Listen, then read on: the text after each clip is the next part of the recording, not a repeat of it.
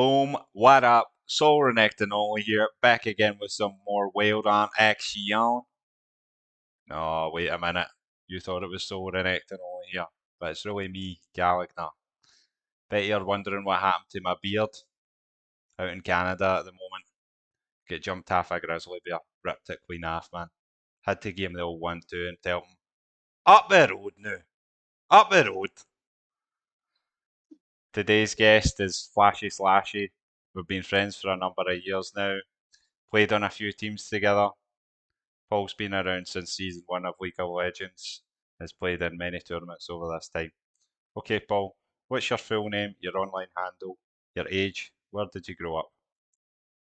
Um, right, my full name is Paul Fitzpatrick, and Mhm. my age is 27. I moved around a lot in the sort of wider Glasgow area growing up, Mhm. and my online handle is Flashy Slashy or Gashy Rashy on a bad night out, or Strongbow Combo on a good night out. Okay. How did you find out about League of Legends? Must have been like high school or something like that. So me and my friends used to play WoW, like, and I used to play in a proper terrible, like, just burning laptop back then. Mhm. But yeah, I was playing League of Legends in 2011 with in like 20 FPS or something. All right. Oof, that's rough. So I Um, guess that leads into the next question. What was your first experience like? What do you remember from that time? Like you were playing on the laptop. yeah, What characters were you playing, or champions, or yeah. what was the game like? Right, so I think I got right. So firstly, we started by playing on the North American server off the bat. Like some of my friends were like, "Oh, the North American server's easier. Let's play in that." All right. Obviously, they weren't that good. Like they weren't good enough to beat any, like the best players on that server or anything. Mhm. So I started playing on like 150 ping. I think I bought Rise as my first character at the store. And then I got Zillion, and the first play that I ever did that was good in League was just like Zillion out in a Carthus ult. All right. Um, Okay. and I played like Cassidon level 1 to 30. Right. Um, Okay. aye. So you play jungle in League of Legends. What made you decide to pick up that role? Oh right. So that's interesting because so playing Cassidon 1 to 30, especially like if you don't know, like people didn't really know about like playing weak side laning and stuff Mhm. back then. It wasn't like a known thing. So he was like terrible for learning to CS. Like he'd be so like I think I would play like Ignite teleport Cassidon and be like 5-0, right, Right. and roam about killing people, but I'd be like Okay. 70 CS down, like Oh, 20 okay. CS Right. versus like 90 or something. So it Right. just like I liked roaming about and killing people, but I was absolutely terrible at CSing when I hit 30, so I Okay. just switched to jungle. that, Like, ma- that makes sense. Yeah, I suppose if you like fighting more often, then yeah. yeah, Casting's uh, always a slower scaling champion, right? You need a few items before you get going. yeah. Before you're I know. I know. I don't think I even recognized that it was like that. I just tried to kill people when I was a noob. But hey, funnily enough, like that sort of mobility and running around, like just jumping around, killing people, led to me like maining Kha'Zix like a couple seasons later when okay. he came out. Yeah, So yeah. the So another playstyle kind of assassin. translated over. hmm Yeah. So what made you decide to play LoL competitively? Um. All right. League competitively. Let me think. So I really liked so I started getting good. Like I started like hitting like diamond around like 2014, 2015 sort of hmm time. Then and I really liked watching OGN back in the day, like now known as LCK. LCK, Um, yeah. yeah, I just like really loved watching like tournaments and stuff like that. And there was a lot less to watch back then. hmm So even still to this day, I'll just enter what I can. Really. So find hmm it fun. Yeah. Do you remember what teams were around at that time? Was it like the Najin, Black Sword, and White Shield? Is that the teams? Yeah, well, so in 2014 was a great year because it was before all the top players moved to like China. hmm Um, so I've watched the most of 2014 of any season. I even go back and watch it. I still watch Okay. some league before that as well. By the way, like I've seen like Moscow 5 and CLGEU back in hmm the day, things like that. But um, and obviously like, there was like SKT's Rise the next season. We've seen Bad Life and Insec sort of as an in between of season 2 and 3 hmm um back in the day. But Um, yeah, 2014 was like got to be like the strongest like like year of talent I'd ever seen in Korea because none of them went to China yet. So you just get like absolute killers everywhere. Like Faker was Mm. terrible that year because the Mhm. teams were too good. Well, All not right. he was Wow. terrible. His team was terrible. Right. Yeah, like so he never even made it to Worlds that year. Faker didn't.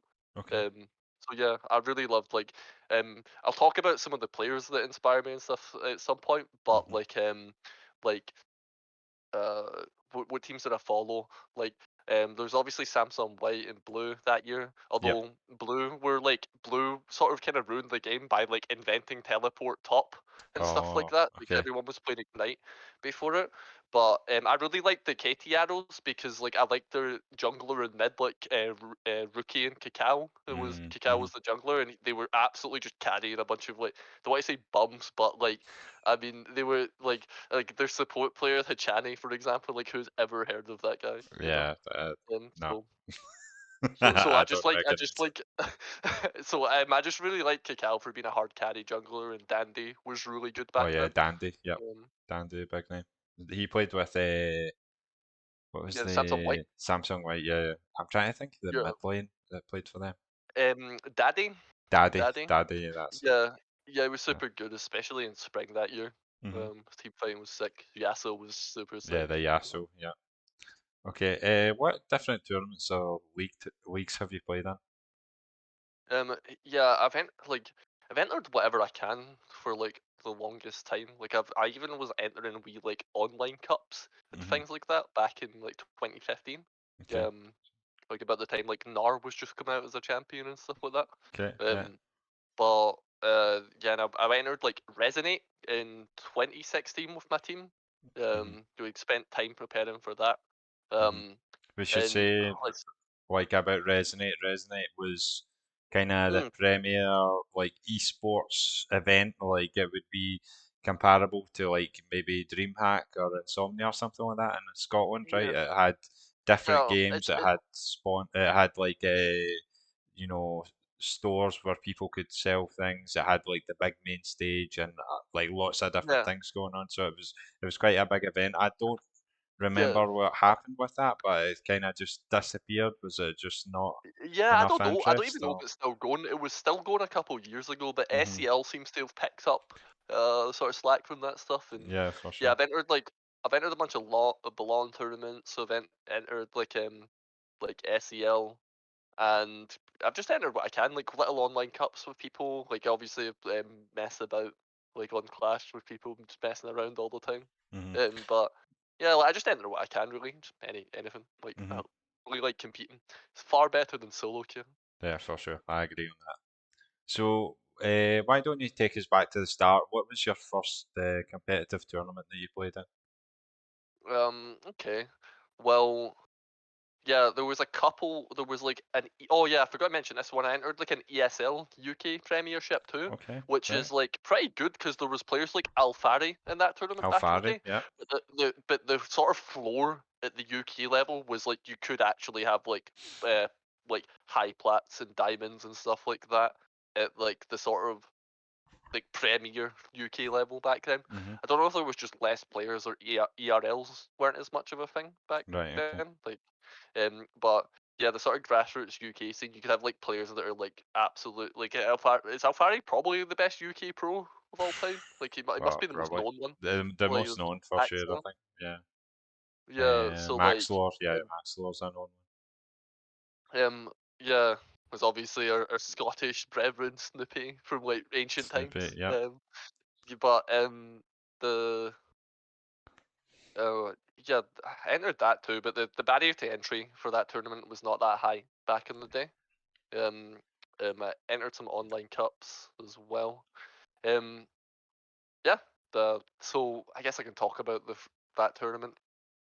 Um, hmm, I can tell you about the times from back then. See, this Hmm. is already in like a couple years into me playing, so I'd like when I started enter tournaments, it was already 2015, so I'd already like at least been a diamond player or able to maintain that for a long Hmm. time. Hmm. And like I remember like back then we had our actually like we played for like a LAN store type of thing, Hmm. back then. in sort of 2015 and 2016.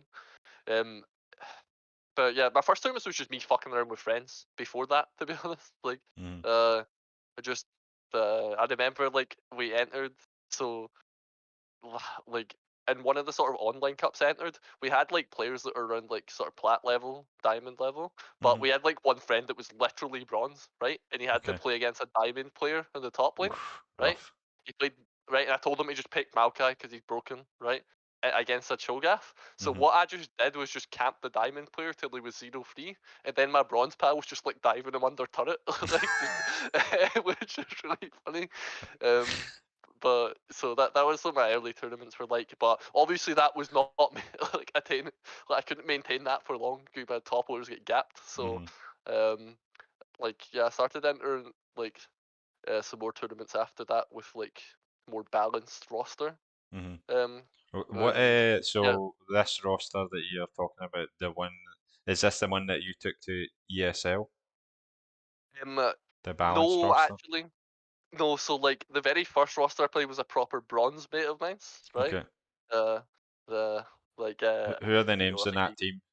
yeah, Like, yeah. So, is like his summoner name's like Matthias Shank, that Matthias guy, or Shank. like Yeah. Mo Money is sometimes what he's known by. Okay. My um, like obviously me jungle, Majestical, Mhm. he used to be known as Maxi Way 26, was Mhm. playing mid, and he's who I like started playing the game with. I like leveled 1 to 30 with Majestical. Yeah. No, Um, Chris. I Well, had yeah. my friend, yep, I had Lionheart Diz on ADC, and Mhm. then I had I think his tag was Felrian back then, but it's Dixie Normus is Dixie. his current tag.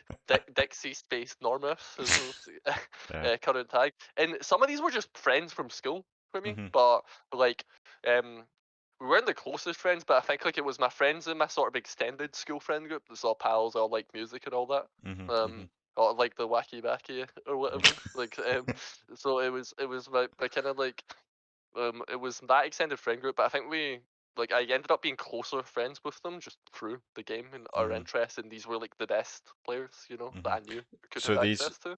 these were people that you went to school with, or were they just in your local area? Like, you just hang around after school or A whatever? bit of both. Like Majestical didn't go to my school, but he Right. was in Okay. my sort of local area. Right. But the other ones were in my school, but none of them were in my year or anything like Right. I that. So I see. was like the youngest player among all of these Okay. back then. Right. Right. So yeah, I eventually replaced my bronze pal with like I've got like another pal, Salt Bad Guy, as he's Mhm. known by, who like Callum. I entered like yeah, my friend Callum, I entered some tournaments with him. He still like enters fighting games and stuff to this day, but I don't Mhm. think he likes League because it's all like you know, Yeah. He's a big um, Guilty Gear player, right? Guilty Gear's his main yeah. game, right? hmm Mhm. Yeah, he seems to like he's a decent like I don't know, he's a decent check as a player. Like if you can beat him, like he's still like he tends to just be a kind of intuitive player that holds his own in a lot of games, but never puts any work in type of Right. thing. Okay. But it's still like a challenge. He's good enough as a general player type of thing. Mhm. But yeah, it's good to play with him because he's kind of an egoless type of player, Callum, Mhm. back in the day. Um, but yeah, like probably the player I played the most with is Majestical. I can say a lot about his playstyle, Mhm. like Mhm. a whole bunch. But yeah, and eventually, like I started in when it got to 2016, we like because like Callum, he loves his Guilty Gear and fighting games and stuff like that. Mhm. We had to get someone that actually like main league, so we got like our friend Rust, who was like a Masters Rumble one track, like a Masters solo queue. Mhm. Like and back then, like it was harder to get like Masters as well. Like the threshold was really really high. So Mhm. I ended up recruiting that guy to my team, and that's the sort of roster we went for Resonate Mhm. that year. I meant to ask this actually. I've skipped a question by accident. Oh, it was. Were you competitive in any other games or sports before? Um, Let me see. So I skateboarded for like 10 years, and then ended up when I was like older, like instructing it for a while. Mhm. Mhm. Um, but yeah, like like skateboarding was like a main passion of mine. Like I just go to the park and grind every day type of Mhm. thing. And it was just because like I don't come from the wealthiest family, so like I couldn't really afford to like go to like pay fees to go to like taekwondo or something like that. Mm-hmm. So I just like went to the park and like thankfully the company, I think they're known as Radworks, Mm-hmm. they'd provide you with like equipment and instructors and all that for free. It was like Right. just a community type of thing they got funding for. So I super appreciated that. So like just did that, like skateboarding was my passion for like 10 years Mm-hmm. kind of thing. So that was your main thing, your main kind of ambition or competitive. Yeah. Your drive was focused on that, and then league was another thing that you had afterwards. Yeah, absolutely. Yeah, I did it for 10 years like a vert skater. Although it's Hmm. hard being a skater in Scotland with the weather being Yeah, terrible. Like, definitely. so you need to go to like an indoor place like Dumbarton is super good and stuff Okay, because right, I see. it's indoors. Cool, very good. Oh Uh, right, yeah, yeah. Other games, yeah. Sorry, Other obviously games, I yeah. played a bunch of RuneScape. Yeah, I've got like a maxed account on RuneScape, like old school RuneScape. Magic the Gathering is something that I have played a lot. I even met someone in the scene recently, a coach. His name's Kev, who's All right, super okay. into Magic as well. He's very very good. Um, so I noticed that him and me talk quite similarly about the game. Like we, if don't know if it's the Magic player sort of thing.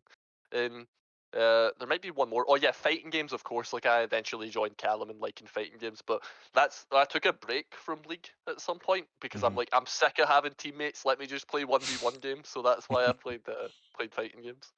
Right. I'll still when the League fighter comes out, I'll definitely play that a fair Oh bit. yeah, actually, it looks quite good. Actually, I've been keeping up on Twitter a bit with it. Some of the, I think there was an Alawi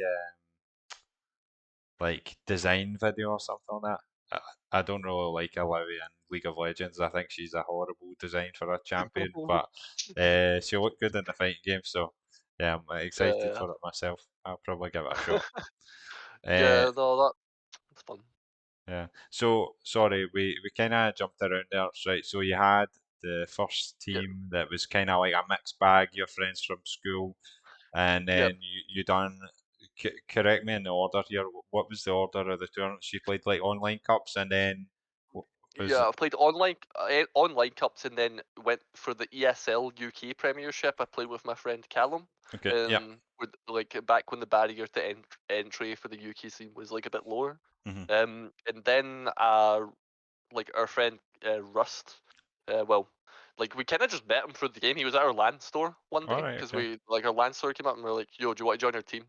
And I remember like our like to even become part of the team, like the guy that ran the Lancer wanted to test us against another team, but we just Hmm. like pure like 20-minute destroyed the enemy team like All three right. times in Okay. a row. Wow. Yeah, so that's how we got a team in the first place. But I asked him to join because it was getting a problem to like for like our top winner just having no interest in the game Right. type of thing. Okay. So yeah, we entered a Resonate tournament with that team, and we got lots of stories of that Hmm. one to be honest. Um, but yeah, we practiced for a long time from that. We were probably a bit over prepared to be honest, because by the time we got to it, it was still just like an absolute domination at the Resonate finals. Hmm. Like, Hmm. just it was not even much of a challenge to be honest. But I enjoyed being on stage and stuff like that, and smack talking. That was good. Um, they let me do some of that. But there's a great story because like I don't. This has to be in the interview, right? Hmm. Like my friend Lionheart does. So like I managed to play this cool in the post game interview, but he did just walk in and int level 1 to like a fresh hook, right? But he was just like poking his head into the enemy jungle. But Right. I played it cool in the interview. I'm like, right, no, actually, because back then, like really high level bot laners would just take the jungler's Gromp level 1 and have like a half level lead. So I was like, Okay. oh no, he was just poking his head in to deny them Uh, taking the Gromp, but he okay. was definitely just walked into a fresh hook level 1. um, Okay. but yeah.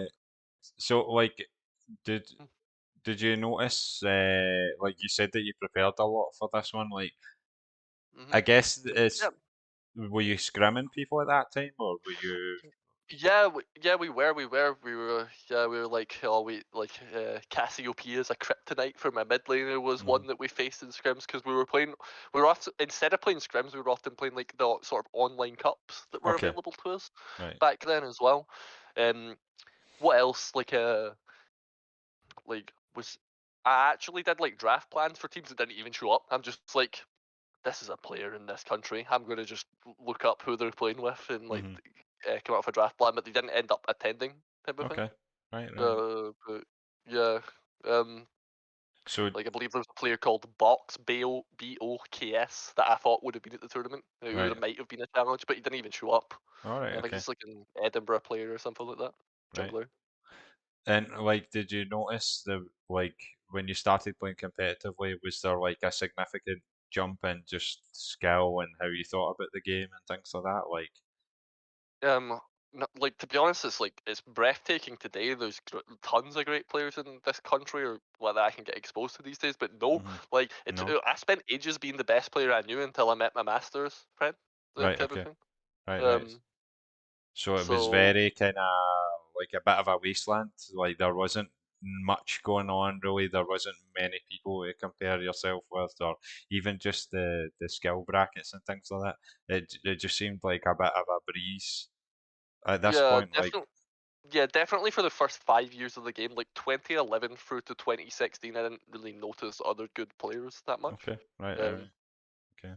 So, what happened after Resonate then? Like, what was going on at that time? Yeah, okay. So you know how our LAN center like actually closed down at some All point, right. like the Okay. sort of the end of 2016. So the guy that ran the LAN store actually just like he had like a big huge house and it was just like a gaming house for Mhm. us. So we entered some stuff then. 2017 was a I think 2017 was a weird year though because um so like I remember like so the first character I ever hit diamond with was just maining Elise, Mhm. right? And it's because like my favorite characters, like my favorite character in the game is Lee Sin. Like, that is my favorite champion, right?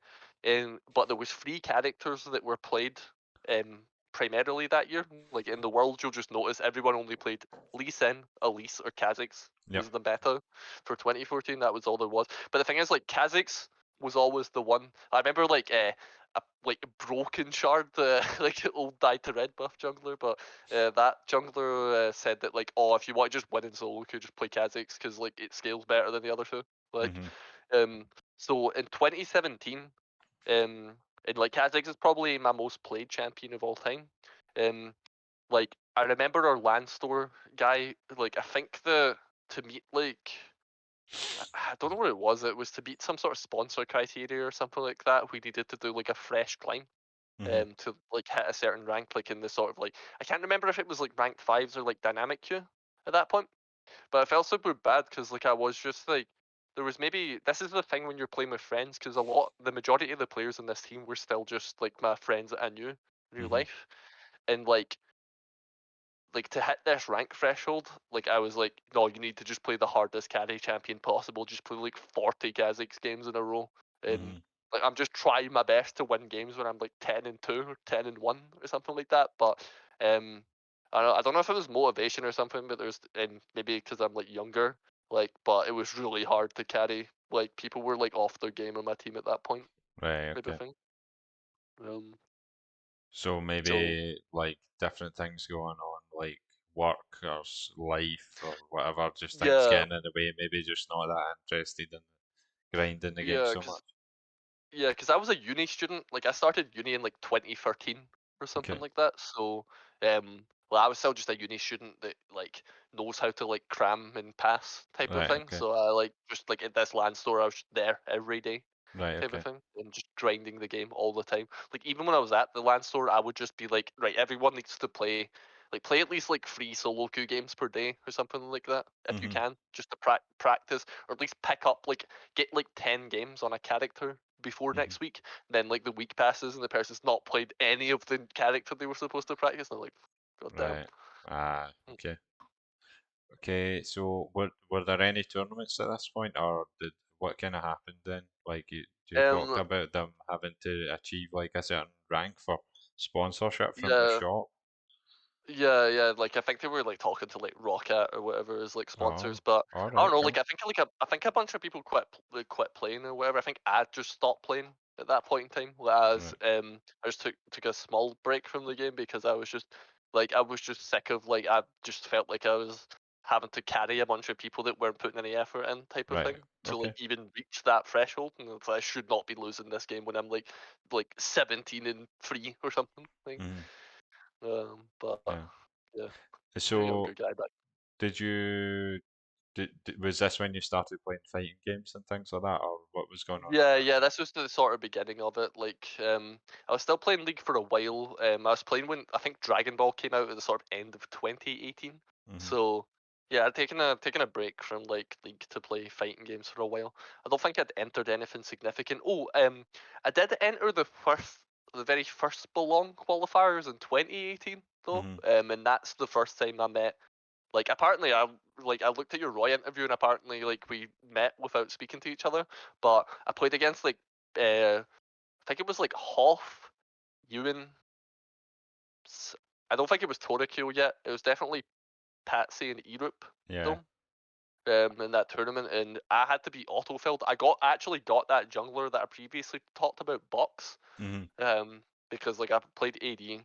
Well, I played AD that game, and there's like a highlight clip of me just getting absolutely destroyed, where like I get turned on by a Vayne as Caitlyn type of thing when like, I was just about to kill her, and there's so many things I could have done, like just placed a ward in the brush, auto attacked her type of thing. Hmm. But getting into that position was pretty hard in the first place because my friend Callum, who Salt Bad Guy or Top was playing support that game. If you go Hmm. look at the game, he did miss his like first 4 mantra Qs on Karma. So I'm just 1v2ing against Europe on Vayne and Patsy and Janna. Hmm. Like, and I don't know, I think it's like, what considering my Karma missed so many mantra Qs, I think it's like, it was amazing, like medical to get in that position to be able Hmm. to like get that Vayne and lethal anyway. Hmm. But yeah, So, I don't know. I'm not like a guy that I wouldn't complain about like, oh, it's my off roll type of thing. Like I like entering off roll in lots of hmm. tournaments. Like I Hmm. actually really like it. But I wouldn't whine about off roll. But I might whine about my Karma missing like the first 4 mantra queues of the lane, right? Like Callum's one of your good pals, so you just would have a laugh about this sort of stuff. yeah, of course, yeah, definitely, It's man. no Like serious. he's probably alt tabbing like playing Uh, something else. Like this game's Playing terrible. Guilty Gear on the other screen or yeah, something. I don't yeah, absolutely. know. So who was in the team at that point? You had you and Salt Bad Guy Callum in the bottom lane. You mentioned this Yeah, guy Box. Yeah, Box in the jungle. Like I only entered this one tournament with him. It was a guy from Edinburgh. Although, oh, in fact, you will remember this, right? But yeah, I had like Majestical still in mid lane, and Hmm. I had Rust. Rust Yeah. in top lane, just Gavin. playing his Yeah. famous Rumble. Hmm. Yeah, but they like obviously they're just like permabanning his Rumble, so he needs to learn something new. But I used to always like from an early age, I started berating people like you need to learn a new champion. Like, what's your second main? Teemo? Not allowed to play him. Unviable. Like or like you need to learn more champions, bro. Type of thing, right? Hmm. Or like Majestical, can you please learn an AD source champion, Hmm. please? In case the draft dictates it. It's like, does he know an AD source champion to this day? Who knows? Um, but like, yeah, I remember like the talk. So we were probably like the two main teams of that tournament, right? We've got Yeah, like for sure. Masters players, and we've got that Team Fire Hmm. team, right? Yeah, Um, they're legends in the Belong arenas. Clyde Claymores, the Glasgow shop, yeah, like just done so much. I'm looking forward to when I can get an interview with either you and or Patsy or someone from that team because they'll that have a lot that'll be to talk cool. about. Yeah, there was. I So think talk that about those games then. yeah, Rust was like no, not Rust, Box. This Box guy that like I only ever entered one tournament was Hmm. like BMing on like the Facebook page back then, like Right. oh ban man Nunu, right? Like oh Nunu's so sick because Nunu was super broken that patch. Like Blood Boil, I think like Blood Boil also gave like AP or something like that. So Right. it literally Okay. was just like you press W and you give them like 2.8k gold just every time you press W, All right. like Okay. worth of stats, right? It was a bit nuts. Like Nunu was super broken that patch, but he was BMing like, "Oh, look at my Nunu win streak," and I'm like, "You know you're against Ewan, right? Uh-huh. Like Ewan's Nunu is like, don't reveal that you play Nunu to Ewan, or he will just steal your Nunu because Yeah. Yeah. he is the Nunu, right? The no. So yeah, I remember like, I was not a fan of that. Like he just like super BMing rather than like keeping Mm. all the strats hidden Right. type of Okay. thing back then. But yeah, like what was happening? Like my karma missed his for the first 4 mantra queues. Like I obviously could have played that all in situation better, where I get turned on. And yeah, this guy like just BM'd and lost his Nunu pick type of thing. Mm. Um, um, Nothing that really noteworthy happened in the other lanes. I think they were having okay games, like not amazing. Right. So Um, was this is for the qualifiers for Belong Yeah, and there Glasgow was only shop, one so team back then.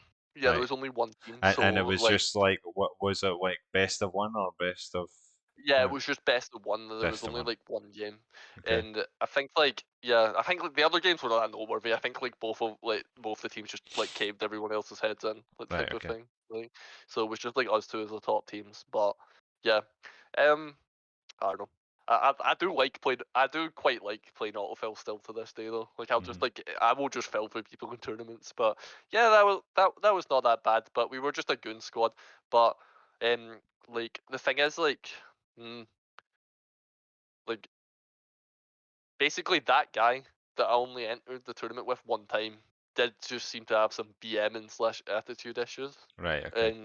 and and the same with like I don't know like our friend Rust Gavin's a bit of a doomer like in games and it's always been a problem. Like he ended up quitting our team when we played in like when we had switched from the LAN center to the gaming house. Mhm. He ended up quitting at some point or like nobody who wanted to like play with just like a really bad atmosphere, like just whining, complaining type of thing. Mhm. I kind of see his point though because like he was like it did feel like some of us were carrying some dead corpses sometimes in games. So I see his point, but like, I don't know. Nobody likes to like when you're actually in the tournament game, you don't want like just The a negative atmosphere. Yeah. presence. Yeah, you want Yeah, to because try and like as remain much as positive.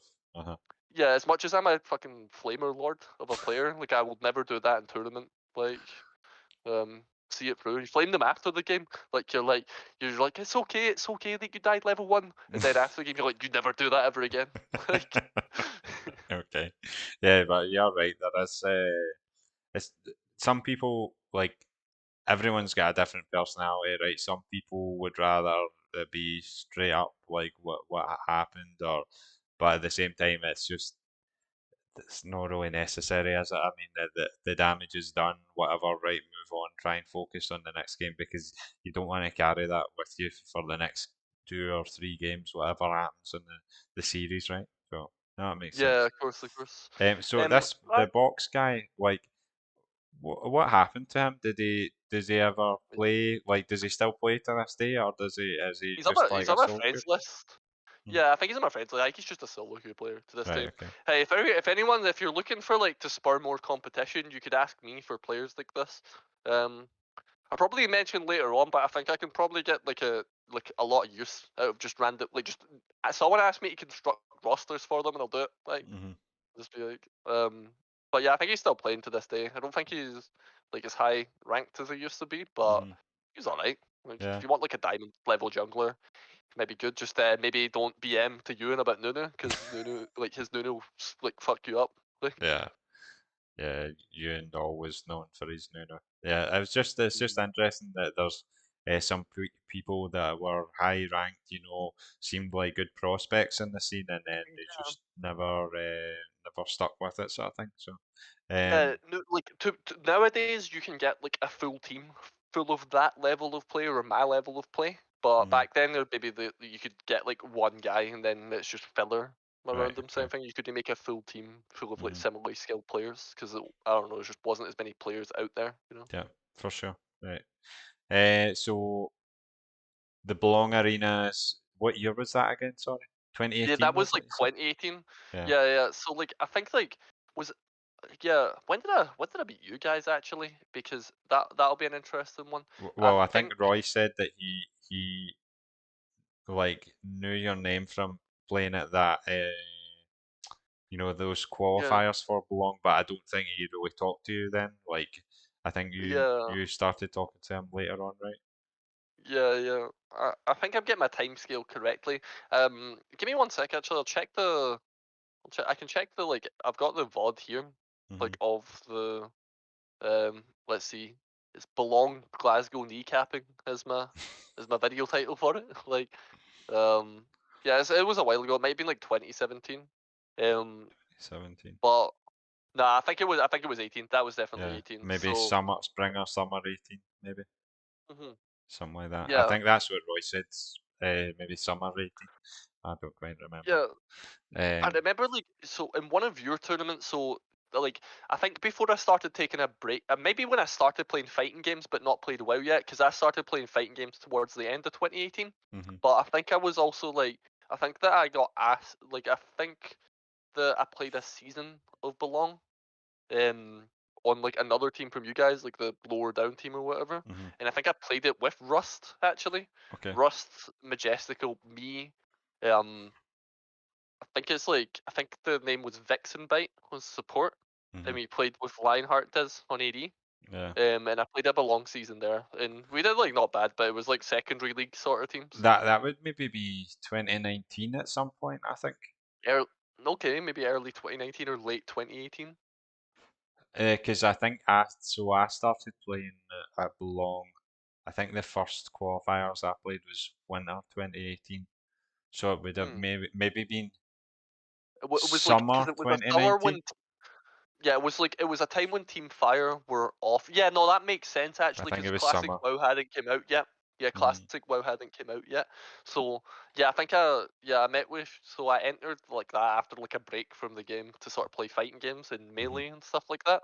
Um, like yeah, I was but I hadn't Classic WoW hadn't came out yet. So Hmm. yeah, I think I entered a season of that and I was doing all right. Like I wasn't at like my sort of peak rank or anything like that anymore. I wasn't grinding solo queue or anything, but Hmm. um, like I'll always like even if I don't play in a while, I'll still like enter a tournament and do pretty well. Played Hmm. for so long, type of Talk thing. about that. Like just So that I guess that Belong season where you were playing in I think championship is what they call the top tier, and you were in the yeah, challenger. challenger or something. What Yeah. do you remember Oh how that yeah, season went? Or like yeah. talk about I'll the tell you the players that whole you picked up and stuff, like how the roster yeah. changed.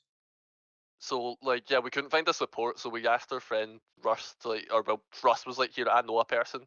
Hmm. Um and we made Callum sub again, like Callum like just doesn't want to play league, just wants to play fighting games. But he was our sub, but we played with Vix and Bite on support and it was like sort of like I think it's a Yumi main. Right. Like an enchanter type of player. Hmm. Um yeah we did okay that season. I remember before I entered the tournament though I entered one of Roy's like uni like events where it was like an Ionia type of Hmm. thing and I entered a couple of those in my time, but I remember in the Ionia one, I played against Morgan for the first time in a Lee Sin ditto. And like right, as I said, Lee Sin's my favorite champion in the game, right? And like I don't know, it's just like a jungler thing. Like Lee Sin is just like everyone's got their Lee Sin pride if Yeah. you're a real jungler. Hmm. So like I remember like at one point I was like pure like doing very well in the game, like sort of like 4-0 type of thing. And like mm, I remember there was a point where they were on blue side and I was like behind their red, like I was really extended into enemy territory, Hmm. right? And I think like Roy was there, maybe Alpha was there as well, if Andy, your friend. Um, and yeah, like Morgan just like rage chased me and Lee Sin when he's on 1 HP when his team could just take the last hit. Hmm. So he's rage chasing me, and then his team tries like gets close to killing me. I just kick the teammate into Morgan and QQ kill him, like type of thing when I had no chance getting a kill. So yeah, that was cool. Like that was my first time meeting some of those guys. And then Hmm. I entered the Belong like tournament. Like would you just had your proper team with you Yeah. afterwards? Well, we had a. I remember. I remember that split. We had Roy wasn't available, so we kind of had like Yeah, a you bit had of a mixed bag. It was kind of like who was available at the time. yeah, was Roy at the qualifiers? Do you remember? Because he was at this event like a week before. But I know Yeah, that your mid lane you used for that season was Torakil. Was it? Terrakil, yeah. Yeah. I think maybe Roy had planned to go on holiday or back to Macau to see his parents or something like that. I don't Hmm. quite remember. So he wasn't available for the full season. So yeah, but that so that Yeah, I team we remember had. yeah. Yeah, I think we got bopped by Torakil in the like qualifiers or something like Uh-huh. that. I don't actually remember the qualifier games too well. Do you? Hmm. I mean, you were in it. Oh, Like, it was so um, long ago. It was so long yeah. I mean, a Rumble one track definitely got like permabanned, right? Like, ago. Hmm. but I'm sure he was doing okay. Hmm. But yeah, we went to like, the Challengers League that season, and we did pretty well. Like there was like one of my most memorable games was like so your team had like you, Morgan, Martin, like so that's Hmm. no Fox, Kevin is Martin, Yeah, Morgan is Morkant. You had you, yeah, Torikyu on the mid lane, Alpha, I and think Afandi support. on I found. support. Yeah. Yeah, I remember like one of my like so the game was extending way past the sort of closing time. Like it was just like an absolute war of a Hmm. series, right? So like having to go to a game 3 would be like brutal. Like, I don't even think we could do it. But I remember like both Rust, our top laner, and Majestical in that game were getting absolutely blasted. Like they were like just like combined like 1 in 12 or Right. something. Okay. And they're just like FF, go next, don't waste time, right? But then he's like, no, I can win this. So he was playing Ash. He was playing like Bork Triforce Ash, which was Right. really strong back then. I Mhm. was playing a Rek'Sai game, and I was like, nah, I respect if one of my teammates wants to like thinks the game's winnable. I'm not FFing. Like, Mhm. so I just like what's the word like I just vetoed all their decisions to FF, and I was like, no, you have to Right. try. Like, and yeah, I got like a cool Baron steal that game. Everyone's like, whoa, clap! Like that was cool. You guys are watching in the background. And like yeah, they had like a really fed like they had like a Tam that was fed, but I was just kiting on Rek'Sai, peeling for like my Ash and stuff like that. Mhm. Um, and yeah, me and Lionheart managed to like carry the game, and we came back and we won in two games. Like it Nice. would have been an FF game, so Wow. that was cool. Like Pulled so yeah, that through. series was yeah. So that Nice. was fun. Like, I think we made it to knockouts and all that. I don't remember how far we got, like semis or something. Like That's pretty good. I mm, mean, yeah, considering a some of these knockout. Oh, people, yeah, maybe like Vix invite. I imagine this was her first like competitive yeah. Oh, yeah, yeah. In season. fact, the final note of that team, because this was like the last time I played with a lot of these players, right? But I was like, right, I'm brutal, so I will just try and win at all costs, right? And I was like, right, Callum knows how to play Nautilus style engager champions. Like Hmm. one of his favorite top laners is Nautilus, for Right. example. Okay. Like when Nautilus was like a top laner and stuff. So like, I was like, oh, just let like Callum matches better up into these players. Just Can we just sub stylistically out being and an then engaged then player then like compared to then like support. then like Rust was like, no, you cannot, don't. That's bad juju. Just don't swap out. Don't do that. Like don't swap out the player, right? And then I didn't. But the problem is that like me and Majestical laughed about it afterwards. But you should have done it anyway Right. because Rust went 0 and 10 anyway. Like so, it's like I'll just not swap out the support so that Rust doesn't get tilted. Then it just Right. goes 0-10 the game. I should have just done it anyway. But that was the Oh man, final game of that series. that's rough. um, yeah. Well, it was Uh, nice to get to know like a lot of my future teammates and stuff like that. That mhm. event. Yeah. So what happens? So you make it to what was it, semis or quarters? You said there? Yeah. Yeah, I think it was Semis. like semis. I mean, that's Yeah. still a deep run. Like, and the thing is, in the Challengers series at that point, there's still like good diamond players. Man, some of the other arenas, like the bigger ones, maybe London, Manchester, these places, they've got a lot of talent. So there's Yeah. It's still just like like high level yeah, players make it that one. it's just like I guess like the problem is you guys had like a full team full of players that are at my level, but Hmm. like all of you guys like a fan day, like Roy, you, Martin, were all like my rank, Hmm. stuff like that. Like so like yeah, I just couldn't like get a full team full of similarly skilled players because I just didn't know anyone. Yeah. Like Yeah. I That's. like it makes me surprised. Like you'll find in the future that I will just ask the best players I know to Hmm. if they want to play, and like I'll just be like, Faker, do you want to play? He's like, no. I'm like, right, who's like worse than Faker, but like the best player I still know. Bjergsen, do you want to play? Like, just like I'll just ask. They'll like, I'm like, right, that's 5 no's in a row. I'm like, right, okay. Like someone Lewis, do you want to play? Pretty good. Like, so if I knew more people back then, I could probably have constructed stronger Hmm. rosters type of thing. But it's That, just that, too new. Time for yeah, my school friends. that's the thing, isn't it? Like the scene was still growing at that point. Like there wasn't so many people then. Like it was just really who you knew, who was available. You put something together and see what you could do. So yeah. Um, after What are the that, next tournaments? Like, because like I remember like I had to fill for yous in some tournaments at some point, so I didn't play the next belong season. yeah. But I Were you? remember, I thought I remember you were playing like Smash Bros or something like that at that yeah, point. yeah, So yeah, that of was your course. main focus, maybe. Yeah, I don't know. Like the thing is, like I don't think in any of those games I probably haven't gotten to the level I have in League. Dragon Ball was probably the game that I got best at. Like, I've got a clip of me like beating Leffen on net play or whatever. Leffen. So that's yeah, Right. Leffen, who was like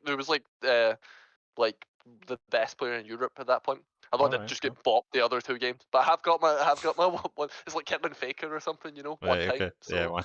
I yeah, like so I've got my clip of that. Um, but it, yeah, I guess it was my main focus at the time. I was just so tired of having teammates, like especially in solo queue Mhm, type of thing.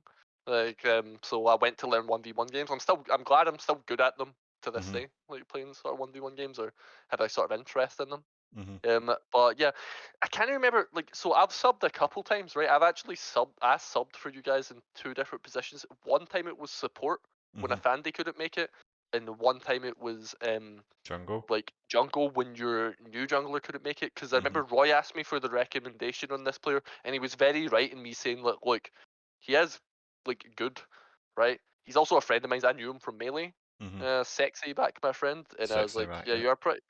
Yeah, you're he is good. He is good at solo queue, but he does just build like an absolute chimp solo queue player type of thing. Like, what the hell is this build? Like, I'm like, oh look, it does. Look, you can do like 300% of their HP, and I'm just like, you know, they're dead when you do 100% of their HP. Right, okay. Like, Uh-huh. um, so I was like, right, cool, act with caution. But to be honest, Roy just was like, if you guys, because you guys were considering me to play, and if you asked me to play, I would probably just play type of thing. Yeah. But um, as much as I'm a headbanger in practice, like when it's all business in the game type of Yeah, thing. for sure. Like even just being ahead, even just like berating people in practice is just so that we perform better in the like actual games itself. Mhm, Um, but yeah, I'd have probably played that season. But you were very right in that I wasn't playing a lot of solo queue at the time and stuff. But mhm. you know, Yeah, I've got the old man tricks in my book. yeah, you've still got it. I think Allegedly. when when we were thinking about, I peaked in rank this season as well. Like mhm, so, yeah, keep it going. still got it. Need that 50 LP to hit masters. That's what I need to do.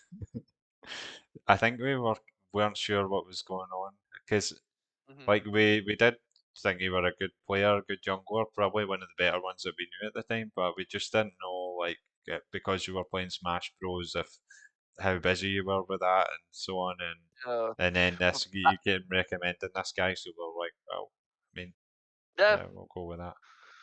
yeah, give him a shot. But yeah, like yeah, we had some good times at that time as well and Hmm. stuff. Like we were definitely going little nights out. But um, yeah, I only like the thing is like I only stopped playing League because like I was so tired of having teammates in solo queue basically, Hmm. or I would have just grinded every day like I do now. I've gotten Hmm. used to it now, type of thing. That, But I that was interesting. So I subbed for you once in jungle, and I think that you lost to like the same team the next week or something. That we just like I stomped like don't 2-0 remember. or something. I just Um, remember like that wasn't exactly like a highlight season for us. I don't know what was mhm. going on or what happened, but yeah, we never really seemed to do that well in that season. Um, yeah, I don't know. Could have Yeah, been anything. but it was cool playing them. I was cool. One of my first reactions was like, I don't think I'd ever played in the server with Roy before. Hmm. Right, and my first time ever subbing was actually for support, and I Hmm. played Karma and Nautilus in both of the games, right? And like Roy couldn't believe how vocal I was as a player because he just thought I was like some like nerd that just knows a bunch of facts about the game. And then I was playing Nautilus, I'm like, Martin, we kill level 2 type of thing. So that was fun. Um, I mean, you're still a nerd that knows a lot of facts about the game, but you're a good I'm player still as a well. drill sergeant. Still an absolute drill sergeant rager, aren't I? So, Well, so what happened after that? Like, yeah, that's an interesting. What was the next sort of tournaments that I entered? I'd entered with mm, yous at some point, right? Like, did I? was this I, I this might be into the lockdown actually. This yeah, might be. yeah, it probably would have been. Yeah, I think I just played classic WoW for the next 2 years or something like that. Hmm. Don't believe the hype. I played for 9 hours a day the first year of the pandemic. Like average, like 9 hours a day over 365 days. Oh my Yeah, God. but yeah, don't believe the hype. Yeah, it was like yeah, but I just wanted to commit to it. That's the thing. If I have a goal, I will just like see it through. And I was like, Hmm. no, I have to do everything in this game, and I did do everything. I got like we had a drop, right, and it's like the rarest drop in the game, and it's called Thunder Fury, right? Right. I've got it in that game, and it's not just like it only dropped once for the full year from playing like once a week, doing like a sort of 2 hour raid with 40 people. Right. I've got it, but it's also really expensive. It's not just the drop; you need to like go fund yourself. So Ah, like, yeah, I had like interesting ways of funding myself. Like, I had a what's the word? I had a mafia or whatever to make money in that game. That right. was cool. Um, and I also got Sulfurous Hand of Ragnaros, which is another legendary, like really rare drop, but it's not that good a weapon. It's just really swag and expensive, so most Right. people don't Okay. want it. So So it's nobody wanted it. It's like everyone's like, I can't afford that, and I'm like, just that's geeze it. is it just drip-tastic? Is it just if you've got it, you can flex on people that I've got this? Yeah, yeah. Right. Yeah, I yeah, yeah, see. exactly. So like I've got it like type of thing. But yeah, I played that for a couple of years, and then yeah, we were into the lockdown afterwards, and I started like entering stuff with you guys, right? That's right. I mean, Um, I remember we were playing like at basically every clash of the lockdown, right? Me, you, yeah, yeah. Roy, Chris, Majestical, Alpha, right? Yeah, yeah, and this is like Roy had made the ADC switch. I guess The this will Roy be an interesting Corsair. point because yeah, Roy used to be a mid laner right before this, so this will be like an interesting thing because now I can like describe like Majestical's playstyle a little better. Hmm. So like I can describe like Alfande's playstyle, which is just an engager type of Hmm. player, right? He doesn't never plays enchanters, unlike Patsy, that only plays enchanters type of thing most of the time. Like Roy on AD is just a highlight reset sort of monster. He likes flame horizoning people, obviously, and he also likes just going for the clip of like killing four people, Yeah. right? I'm like a bit of a boring bastard myself. I just want to like I'll just not go for plays and be like, oh, I could get the pentakill, but I might lose the game, so I'm just not gonna do it. Like Hmm. that's me. Majestical's an interesting point. He's always been like this for the full time. So are you familiar with the recent tournament that happened, the 1v1 sort of one that was on ARAM? Oh, Our with friend Crawford, yeah, yeah, yeah, our with friend the Crawford disconnect, Scott right? yeah, Disconnect was in it, and he had like a really, really good match against the Disconnect. I Hmm. always thought Disconnect's Enchantery champion pool was kind of like, like Majestical's fascination for like Zillion and Karma and things like that. You Hmm. you used to like playing Heimerdinger, just absolute weirdo champions, right? That infuriates people the same way that Alawi does. No, yeah. Um, Oh, don't talk but about yeah, it. I'll but get yeah. Oh, a flashbacks. shout out to Trajan, by the way. He's actually my favourite Scottish talent of like um I do think like if I was to rate like players, but the actual like his casting skill like is amazing. I Yeah. really like Trajan as a caster. But yeah, our friend Crawford Scott hosted that 1v1 tournament, and like Majestical entered it, and like he is such a brutal player to play against in lane. He's very good at hitting skill shots and Hmm. dodging, right? But like he's a little bit too like tunnel visioned on his lane. I think like he has got to be like one of the like he has like the least map awareness of any player I've ever seen. Right, and he plays the mid lane, like which Hmm. just affects everywhere else on the map. He doesn't see anything. Like I'll watch the POV and I'm like, can you look top, please?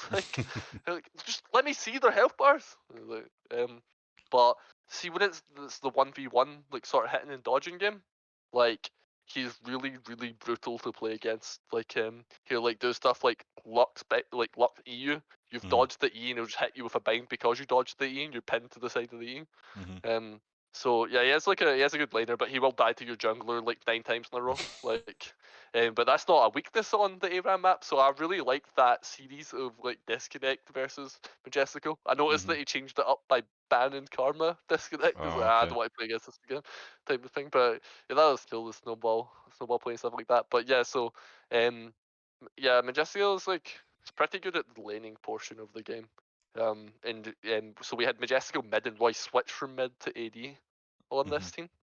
But yeah, we like won a bunch of stuff, right? Like we Hmm. just like won like four in a row or something. Yeah, Um, we won so many clashes at that time. Like, we were doing really good. yeah, that was Uh, fun.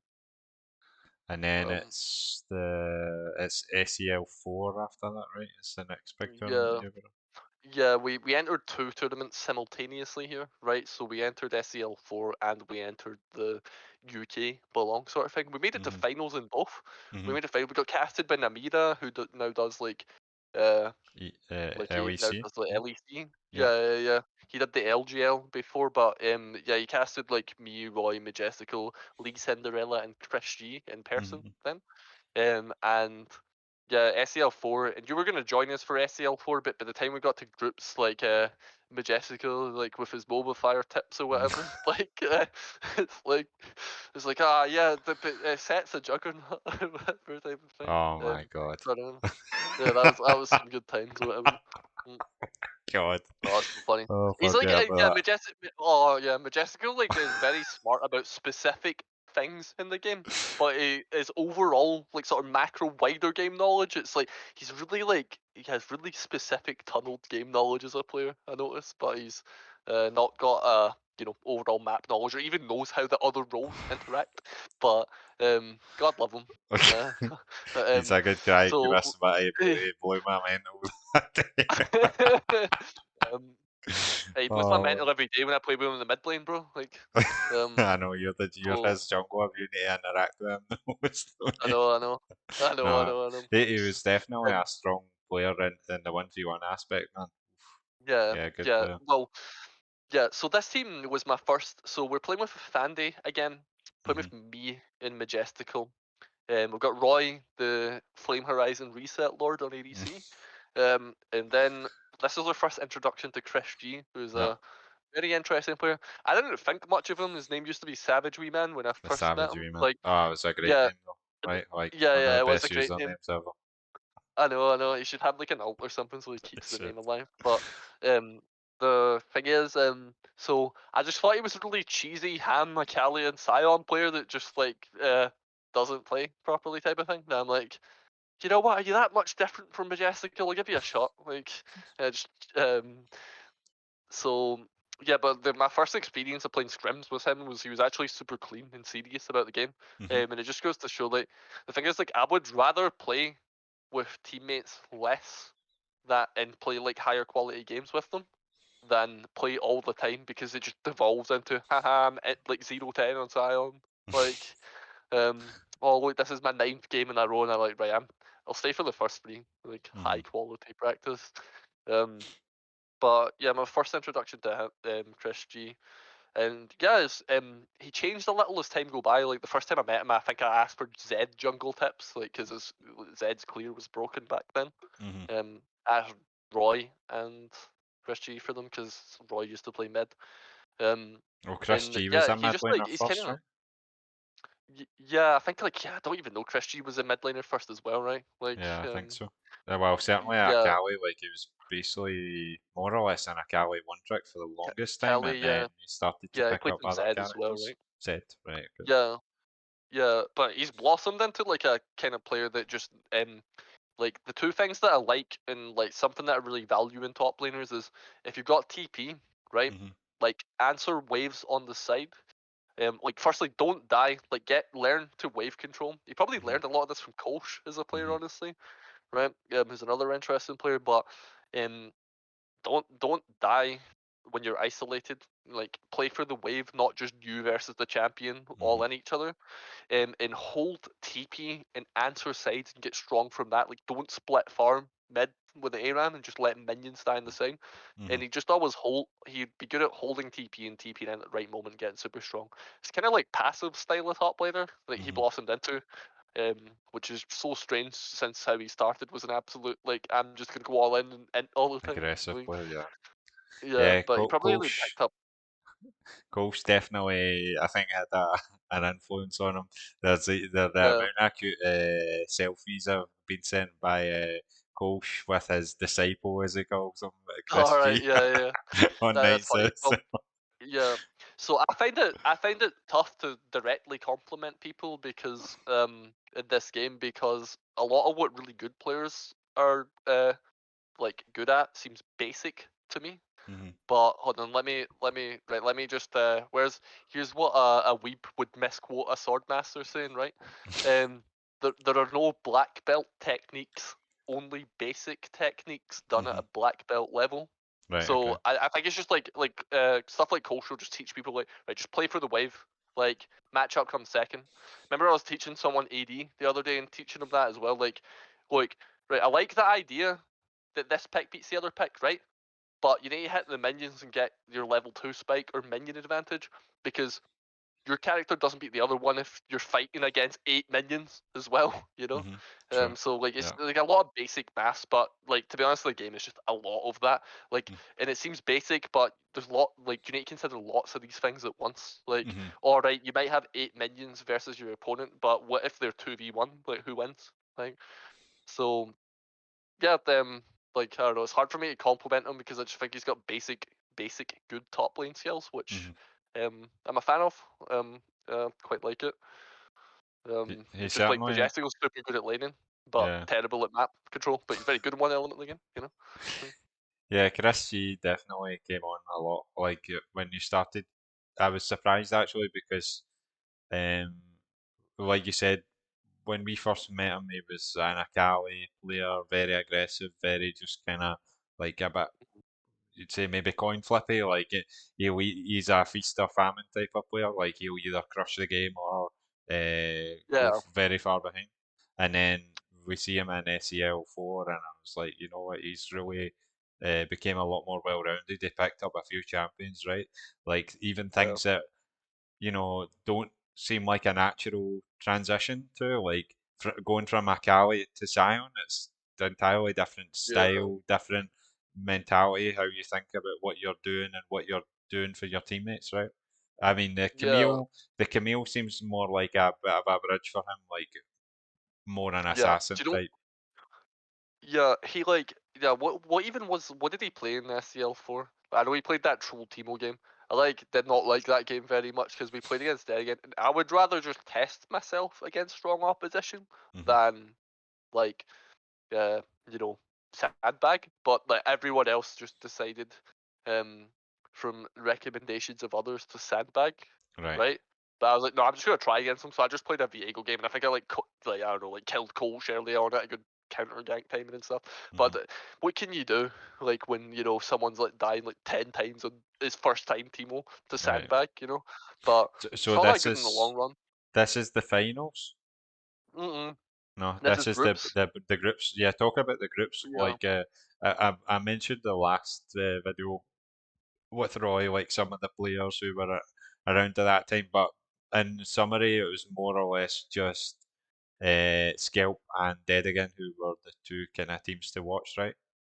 Yeah, yeah, we're like the main ones. I think like Plop the Fat Boys team and stuff Yeah, like that were the Coin around. Flip Like, Coalition were probably like maybe third best team at that time, right? yeah, something like that. But Mm-hmm. yeah, oh, I really enjoyed a lot of these metas, by the way, as well. Like, so I think my style that season, which will be funny when you see how I play this season, but my style that season was pretty much just like I am better at knowing jungle matchups on you at Crab. Do you think you'll win against Olaf? You won't. Like, do you think Zenshao beats Rumble? Rumble beats Zenshao, but Zenshao beats Lee Sin. But like type of things. Mm-hmm. And I remember I really loved just crab fighting all the time with this, but I wasn't like full clearing or anything like that. Like crab was so strong back then.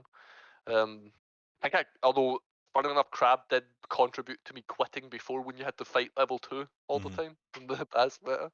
I remember like Inner Belong like tournament that was going alongside this, like the UK one where we made it to finals. Like, remember there was a game where someone picked like Nocturne, Twisted Fate, and Shen. And I just Okay. picked like Olaf, and I'm like, "Ha, your crowd control doesn't work. Good job. Like, just get through like taunt and gold card and just kill them all." Mm-hmm. Um, so yeah, I just did really like crab fighting at this point in time. It was very very fun. So, I remember people used to say like, "Oh yeah, I've never seen you lose a crab fight before." Mm-hmm. Everything. Mm-hmm. Um, So let's wrap up about ACL and then we'll talk about Belong. yeah. Or we'll, So yeah, we yeah. made it to Let's talk finals, about right? that. Yeah. Okay. And Yeah. what was the feeling going into finals because you knew that Dead Again had bet you before in the groups, right? Yeah, and to me, like, I didn't really know what to expect because we didn't get to test ourselves versus them because, Mm-hmm. like 4 of my teammates were trolling. But I just, if someone is like, "Oh, you should troll too," I'm like, "No," I'm just gonna Mm-hmm. try. Like, right, but they were just like, haha, let me try new picks, all 4 positions. But Mm-hmm. I don't know, just don't tell me what to do type of thing. And were you scrimming a lot this time? Yeah, I think we were just stomping people in Right. scrims Okay. pretty much, and I was doing like a lot of like 3 of us available sort of practice as well, Right. type of thing. Okay. I remember in the finals, like I was like, Chris, you should try Graves, he's pretty broken. And I remember like he played against Colch and did really well in the Yeah. first game of finals, on Graves, and he just got permabanned the rest of the series because it was a Ah. problem. Okay. Okay. Um, yeah, with that, yeah, my first game I actually played against Ewan. Like, I think like Oh yeah. Ewan Yeah. played You and Ewan. Clyde. Yeah. I played like I think I played Diana in that finals, and we got that like I got like the sort of 5-man Diana ult into Galio ult ace, Mm-hmm. and then I was like, oh, that's a super cool play. And then like a minute later, like Ewan just like fucking steals Baron with a Nunu Oh Q yeah. snipe Yeah. That's on us right. and saves the game. Yeah, I Yeah. remember that game. It looked like the Scalp team were doing really well at the start. Like there was a lot of fights, and you seemed to come out really well. And then Yeah. after the Baron steal, it just kind of like it fell to bits a bit. I don't know what happened. Yeah. I know I definitely wasn't playing perfectly that game. Like I was like putting a lot of pressure on them bot, like making like in like Patsy and Pizza Ball like flash and things like that. But I was Hmm. probably wasting a lot of my own time while Okay. doing it. But I did get that play, but it just did get turned into maybe the new Q night. And Hmm. then um like game 2, like I can't remember. Like I think I ended up playing like Rumble game 2 or something like that. I did pretty well in that game. Like, I think I got like 2-0 or something. But again, it might be wasting a lot of time. But I like definitely like was doing stuff to Kolsch and set on the Hmm. top lane. That type of game. But one interesting thing about that series, because that's the first time I met Techie Fiend, and Techie Fiend was like one of the matches like, oh, let me pick Echo into Cassidon, right? Right. And I was like nobody just had like, yeah, Echo's like a casting counter pick, and nobody had the heart to be like, no, Cassidy is an Yeah. echo counter pick. Like, Hmm. so he counter picks, he self counter picks himself, Oh and no. then he trades against like Craney on like Cassidy level 1. It's no tall order fighting against Craney, by the way. Oh, He's like for a super sure. good mid laner, right? Hmm. But yeah, you just get killed like level 1 or 2 against Cassidon, like one of the worst pre-6 champs in the game. And I'm like, Oh yeah, no. you are like a magic melee character into a Cassidon. It's probably not going to go well.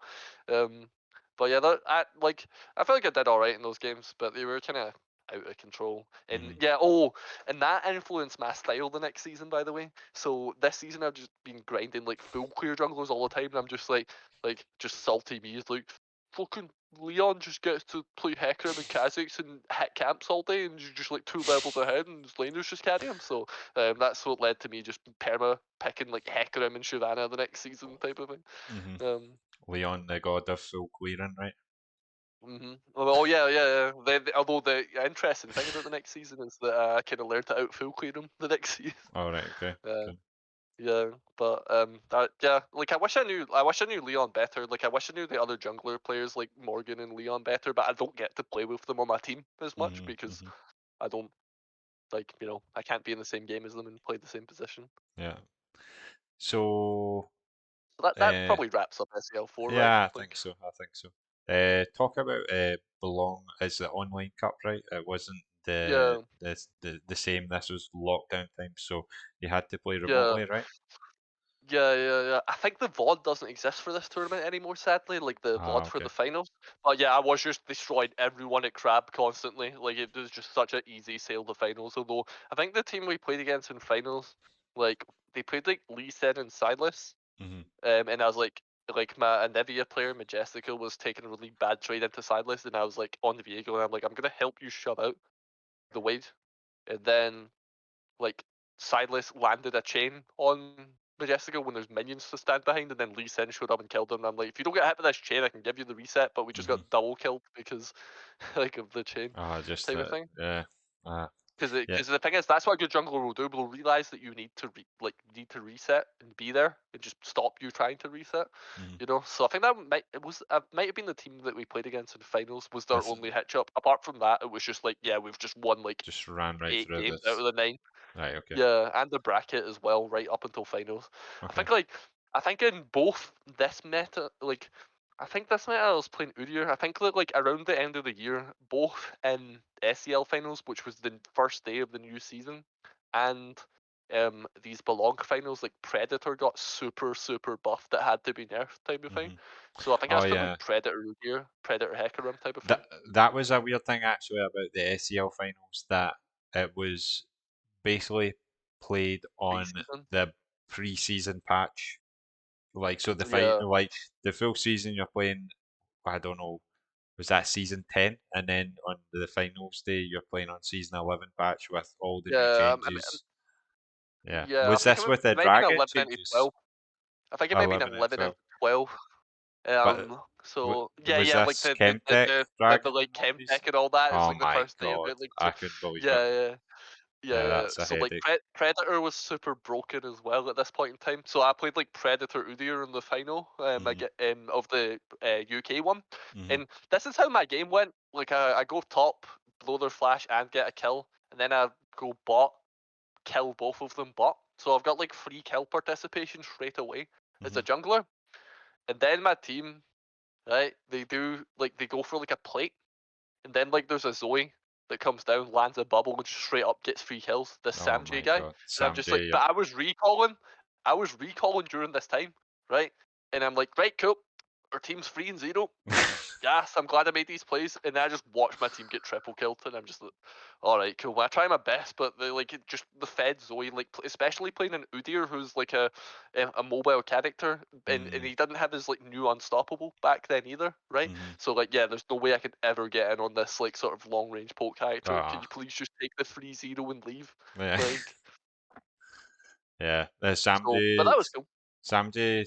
Like that's the first time I'd heard of him, but Yeah, I and think he's been like a strong player in English scene for some time. the Like what I think Roy said that he won Newell, which is a big bracket to go through. I think Roy said there's about 200 plus teams in that, and he's won it. So yeah. definitely a strong player. I don't know if he's in any, like NLC teams or anything like that, but really strong But player, all man.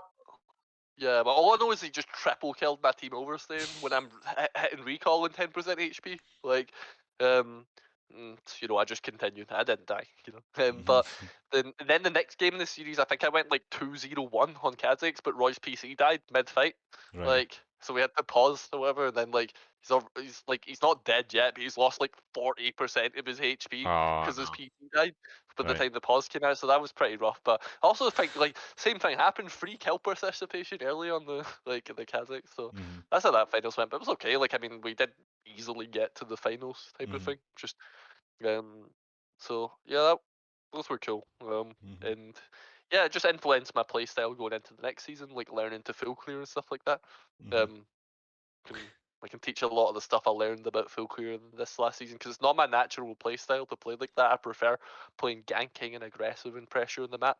But Mhm. sometimes it's fine to just coast and like, well, if you make one mistake, you're given a scaling character 1 kill, which is basically 3 kills in Yeah, another yeah, character. for sure. Like you give like Master Yi a double kill, like your team just like, oh, no, Oh no. you know. How do we recover it? Yeah. No, definitely. What about this season?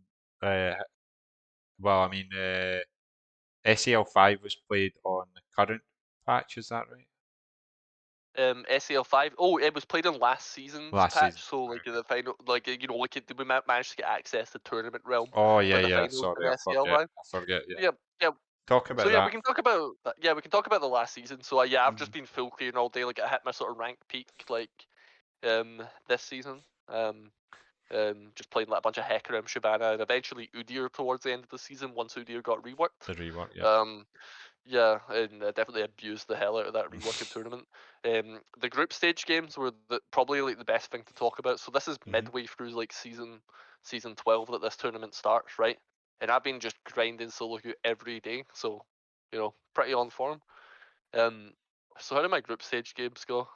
Like, so we played against Dead again immediately. So the group stages, unlike last time, weren't best of 3 week to week. It was just one day you play your full group and it's all best of 1.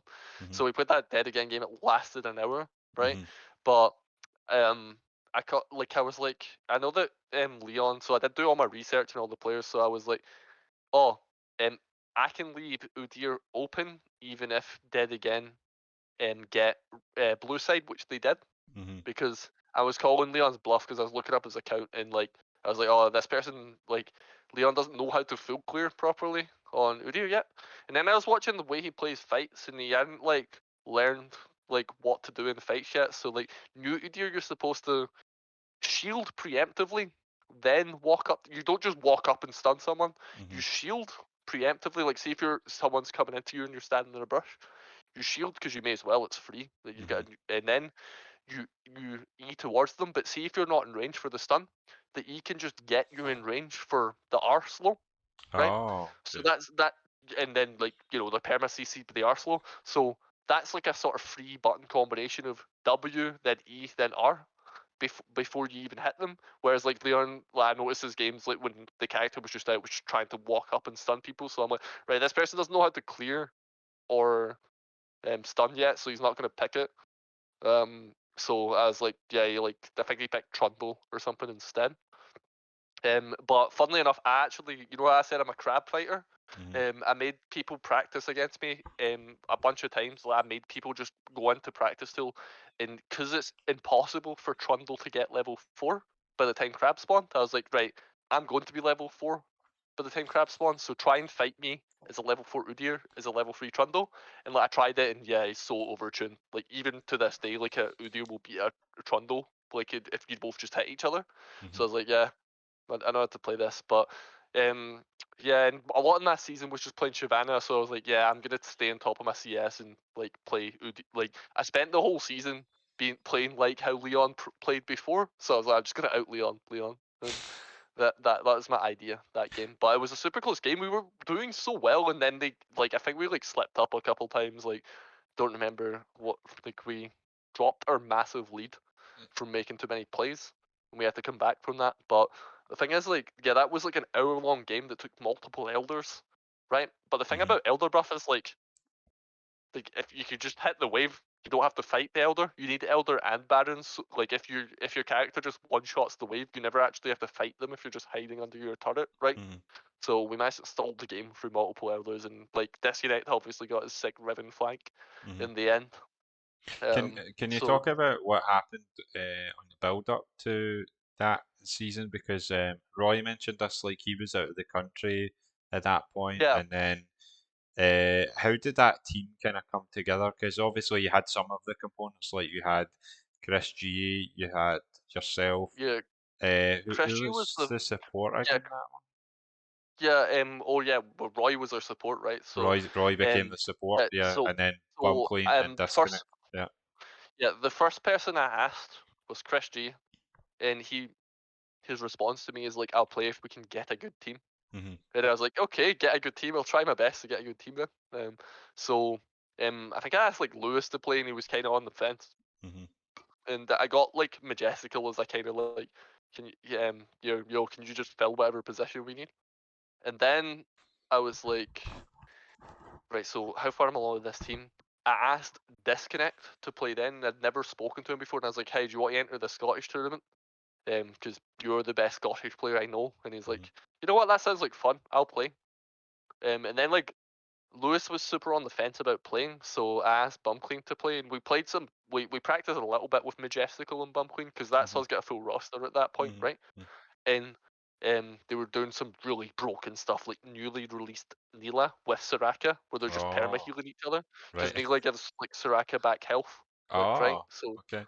yeah, they were yeah, they were doing all right, but then I noticed that like Majestical dies like 12 million times a game, like because you know that at SCL the previously he died 15 times and won the game, and I'm like, you Okay. are the best 0 and 15, like you're the best 15 death, sorry, you're the best 15 death victor I've ever seen before, right? But I've also never seen a best like a 15 death victor before, so um Okay. um like they'll get anything to compare with. So like yeah, I was like, man, you like you don't like play the map like a support wouldn't. You die way too much. So I was like, yeah, um, Miracle does die a little too much. So I was like, Roy, when you coming back from holiday? And it's like right before the tournament. I'm like, you want to play?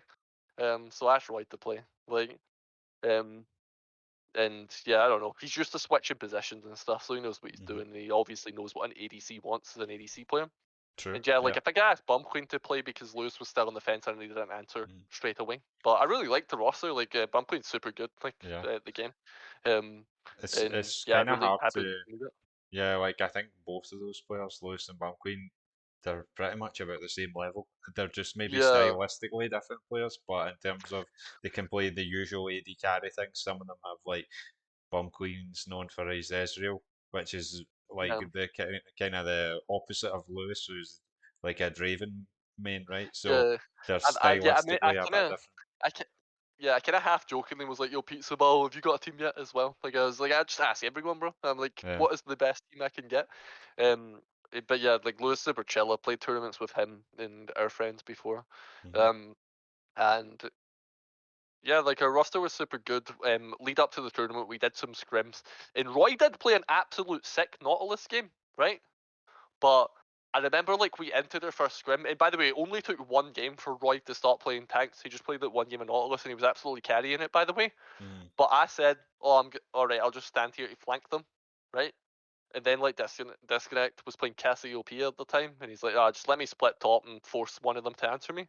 So I just was like, "I'm gonna flank them," and then I pressed R twice on the wave as Udyr because he just one shots the wave with his R, Hmm. Hmm. like and then Roy just went hooked in on Nautilus, like, and he read me about 10 seconds ago saying I'm gonna flank them as me going in, Hmm. right? And he just like went in and just kind of griefed that final play upon carrying the full game. Hmm. Disconnect was carrying the pool game, it never based. So there was one grief led to like Disconnect griefing top, like staying too long, type of Right. thing. And we did lose that game, but it was such a strong position. I thought it was a great game from Roy. Um, and yeah, Is like this I in think the group stage? no, this is just us practicing Oh, like right. This before. is in And practice. yeah, Okay. yeah, we just did like destroy them the next two games. I think it was our first exposure to like I think Disconnect. It was our first exposure to Disconnect Ribbon, which he's just randomly a 1.2 million mastery Ribbon, by the way. Like, Yeah. um, yeah, even though he's like known as the The Zillion, like Zillion guy. enchanter guy. Yeah. Hmm. Um, but yeah, this guy's super good. Like, and he taught me so many lessons through playing about like, um, playing with the map, and using prio to do things. Whereas like before, like even players like Kolsch was amazing at just minimizing, but like that's like a sort of minimizing is because you could be in a position of weakness, like get a jungle gank or stuff like that. Hmm. But when like if you have good enough map awareness to know the jungler's bot, you can just exert a lot of pressure on your opponent and then move across the map and affect like the jungle, like dive bot, like Disconnect would do stuff like I'm gonna sack mid wave, but Hmm. I'll make bot the AD have to sack bot wave. And then if the AD stays, we just double kill their bot, like because get away from the tower with 4 versus 2. And the AD will just greed through the wave and kill them. Like and he doesn't care because he's like a Zillion that missed the wave and I'm like, I still got R. Um so I super respect him. And if you notice the way he traded with Kolsch in the 1v1 game, like he knows how to abuse extended trading windows rather than just like, one poke at a time, which is like like Camille just wants a grasp, a sheen in a Q2, right? Hmm. It's like, right, I'll take that, but I'll hit you with like 3 Riven Qs, which is gonna like if I abuse the extended window rather than back it off. Uh-huh. So yeah, I really like the way that like, and he's just really good at reading wave states. Like, and I'm trying to implement that into my own jungle game at the moment. He would just do stuff like notice there's a wave building bot, Hmm. right, and it will be crashed in 20 seconds. So I will walk from mid to bot and kill them in 20 seconds, which he just recognizes timings on the map like that. And it's like he plays like a jungler pretty much. So really love playing with Disconnect, and he's just such a cheese picker as well. Like, can talk a lot about those. But yeah, so that was the practice going into the tournament. The game against Erigan was good. The other game was like we just stomped the other team. Then we played against like Saltire, right? Hmm. Now Roy and Bumclean like killed them bot like level 1, like Hmm. Techie Fiend, and they went like 3-0 in lane. And I think we went 4-0 overall as a team Hmm. because I think that like this situation happened. I'm doing Grump and I'm like, yo, do you want me to counter gank top, Christy? Like 3 seconds pass, don't get anything. I just say, right, you know what? I'm counter ganking top, and I kill him. Hmm. I kill Donut, right? Kill Donut in his sedge, and then Chris just goes, "Oh, sorry, I was muted." I'm like, God damn it. So we get 4-0 as a team, but they just repeatedly attack mid as a team. And like I Yeah. think Disconnect wasn't used to play. Like Techie Fiend is like plays through himself quite a lot. He's like obviously a shot caller, but Mhm. he didn't expect someone to just constantly attack mid. But Mhm. it's annoying because like our when we got 4-0, we had 3 kills bot and 1 kill top, right? So we could Mhm. have probably just used one of the strong lanes to win. 2-1. Yeah. Um, Mhm. yeah. So, but W- that was cool. Like I felt pretty good from that, like the position we were in to start with. Anyway. Yeah. With that, so maybe we should talk about this. Like, you mentioned that group that you were in. You were in Group B, right? So that was the Bomb Planters, your team. Yep. There's the Scout Whalers, which was previously dead again. Yeah. So there's like Kolsch, Leon, Craney, Pizza Ball, Patsy, and then they had another player, Kumikum, right? He was their, Umikum, yeah. was he their Yeah. Yeah. like He played AD six. carry if Pizza Ball Yeah. wasn't Yeah. available or something? Yeah. Yeah. Well, Pizza Ball was playing mid this game because Craney couldn't make it. So like Oh, okay. to give it to like Gallagnar or Scalp Whalers that they were called at the time, they weren't even playing at full strength. They didn't Right, have the okay. real mid laner. The real mid, You know, yeah. like it might have been different if they had Craney. hmm Um. Uh, So yeah, so there's, and then there's Saltire, which is Donut, Crisis, Vossen, yep. Gigi, and Techie. Yeah. Yeah. So there's at least three strong teams that could probably take the Yeah. full Yeah. This tournament, team right? was Yeah, this was so brutal, but I don't know how you would seed this tournament. Like, I don't know Yeah, if you can just seed a tournament off a solo queue rank or whatever. But I honestly think that our group had the 3 best teams in the yeah, tournament. for Like, sure. The other group did it- have like there was two potential teams I thought yeah, looked the good. The, the Glasgow Grizzlies Grizzlies, look good. yeah. Yeah, Glasgow Grizzlies look good. I don't know why they got bodied so hard. Like, there's the reclusive team, the Greek hmm team, super good. And yeah, Pop the Fat Boys team just popped off and just like they ended the Glasgow Grizzlies reign like Yeah, with his uh, Pantheon just hard carrying. yeah. I don't know like with Group A if it was more or less like maybe tilt setting, like, because they lost one game and then it was. I wonder if there was maybe some internal conflict or tilt maybe set in, because there was some teams like they seemed pretty stacked. They definitely like. I mean, in Group A, I would say maybe Reclusive looked the best. They seem to have some competitive experience. I don't know Yeah. about Glasgow Grizzlies. I imagine they played in the New or something like that with their university team. Yeah, yeah, So yeah, you yeah. you would think they would have like some comp experience, but Yeah, I I, watched them play against Chris G off-roll jungle, for example. Yeah, mhm, so they did all right, but yeah, obviously it's Chris G's off-roll, yeah. and they didn't have So ideal teammates. yeah, oh yeah, for their university was that the Battle of Glasgow. Yeah, it They was had a Battle for Glasgow or university something. thing, Yeah, yeah. So yeah. yeah, it was kind of surprising, but yeah, definitely in Group B. Oh, any one of Oh yeah, yeah. those three teams Oh, could have won. yeah, yeah. Oh, actually, funny enough, see about our game versus Saltire when we went 4-0. I hmm did was like, so you know how I said that like, I noticed that like, so two things I noticed about Leon that season was like Hecarim had just been reworked and he couldn't. Like, he just had some sort of habit of not getting the muscle memory of skilling Q E, like no sorry Q into E second out of his hmm brain. Like you were supposed to max W second, and like Leon just couldn't get rid of the muscle memory. It's just like years of it. Like imagine like tomorrow you were playing Camille and you couldn't max Q first anymore. Like Leon just couldn't get it out of his system. So I was like, oh Yeah. yeah, Leon just keeps griefing his Hecarim build. And then I was like, yeah, Leon isn't playing like Udyr fights or knows how to clear them properly. I hmm noticed that Crisis, as good as a player as he is, and as Udyr improved, like Udyr actually became like his best champion eventually in solo queue. But I was looking at his solo queue buzz and I'm like, oh, this guy hasn't went and copied like the Phylaris full clear or anything yet. hmm So he just does free camps into gank all the time or makes a play because he doesn't know how to clear yet. hmm And so I was like, Roy, can you back me up at red? Like so Roy in the game reset, but I was like, yeah, this guy just does free camps into a play. Right, free camps are about now. Roy, can you come over here? Because like Crisis is gonna try and do Expecting something something. because he doesn't know how to play efficiently, and then like yeah, we just like scared him off of red, and like I think like he goes to the way, and like I got a huge advantage from that because it's like cool. I've done 6 camps by the time you've done 3 because I hmm just like your tendency hasn't changed yet. But Zudio became way more dangerous towards finals type of thing. hmm What was your thoughts about facing that team? Because I mean, you knew Techie Fiend at this point. this was like a year after SEL4, and he kind of Yeah, started hanging around with a lot of the people in the league scene, and we played like yeah, these kind of one-day tournaments and like custom games and things like that. So you maybe yeah. had a bit of a read on him, like what his style was and Well, so on. I was a bit ignorant of that stuff, but I can talk about what I think of people that just hang around the Discord all day Hmm. later. But like so I wasn't aware, but I was kind of ignorant of like how he knew more people and stuff. But Hmm. um, yeah, I definitely respected him as a support player. I didn't think their top laner was that good yet. I found out recently he's actually fairly good at bruisers. Like he is very good at them. But back then I was like, they should stick this guy on like tank duty and never give him counter pick ever, Hmm. like type of thing. And um, I think Just they even, picked Caitlyn.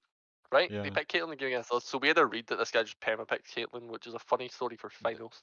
Did you Um, have any idea about from I thought they'd OP.GGs or things like that? yeah, I thought they Like wouldn't a be as read on hard them? as Dead Again. Okay, Yeah, I thought Dead Again would be harder than them, right, but okay. yeah, like so I was like feeling, I was like, oh, we might lose against Dead Again, but we can just beat these guys in the other team. But Hmm. no, it was kind of like the opposite. But I mean, Dead Again weren't playing at full strength. Yeah, for sure. Yeah. But yeah, I don't really think much of them yet. But I don't know. I'm not someone that shakes in their boots versus opponents. Hmm. Like, I will just try and like if I play against like a player that's higher rank than me, I'll still just try and destroy them. Like, Hmm. Yeah, it was quite.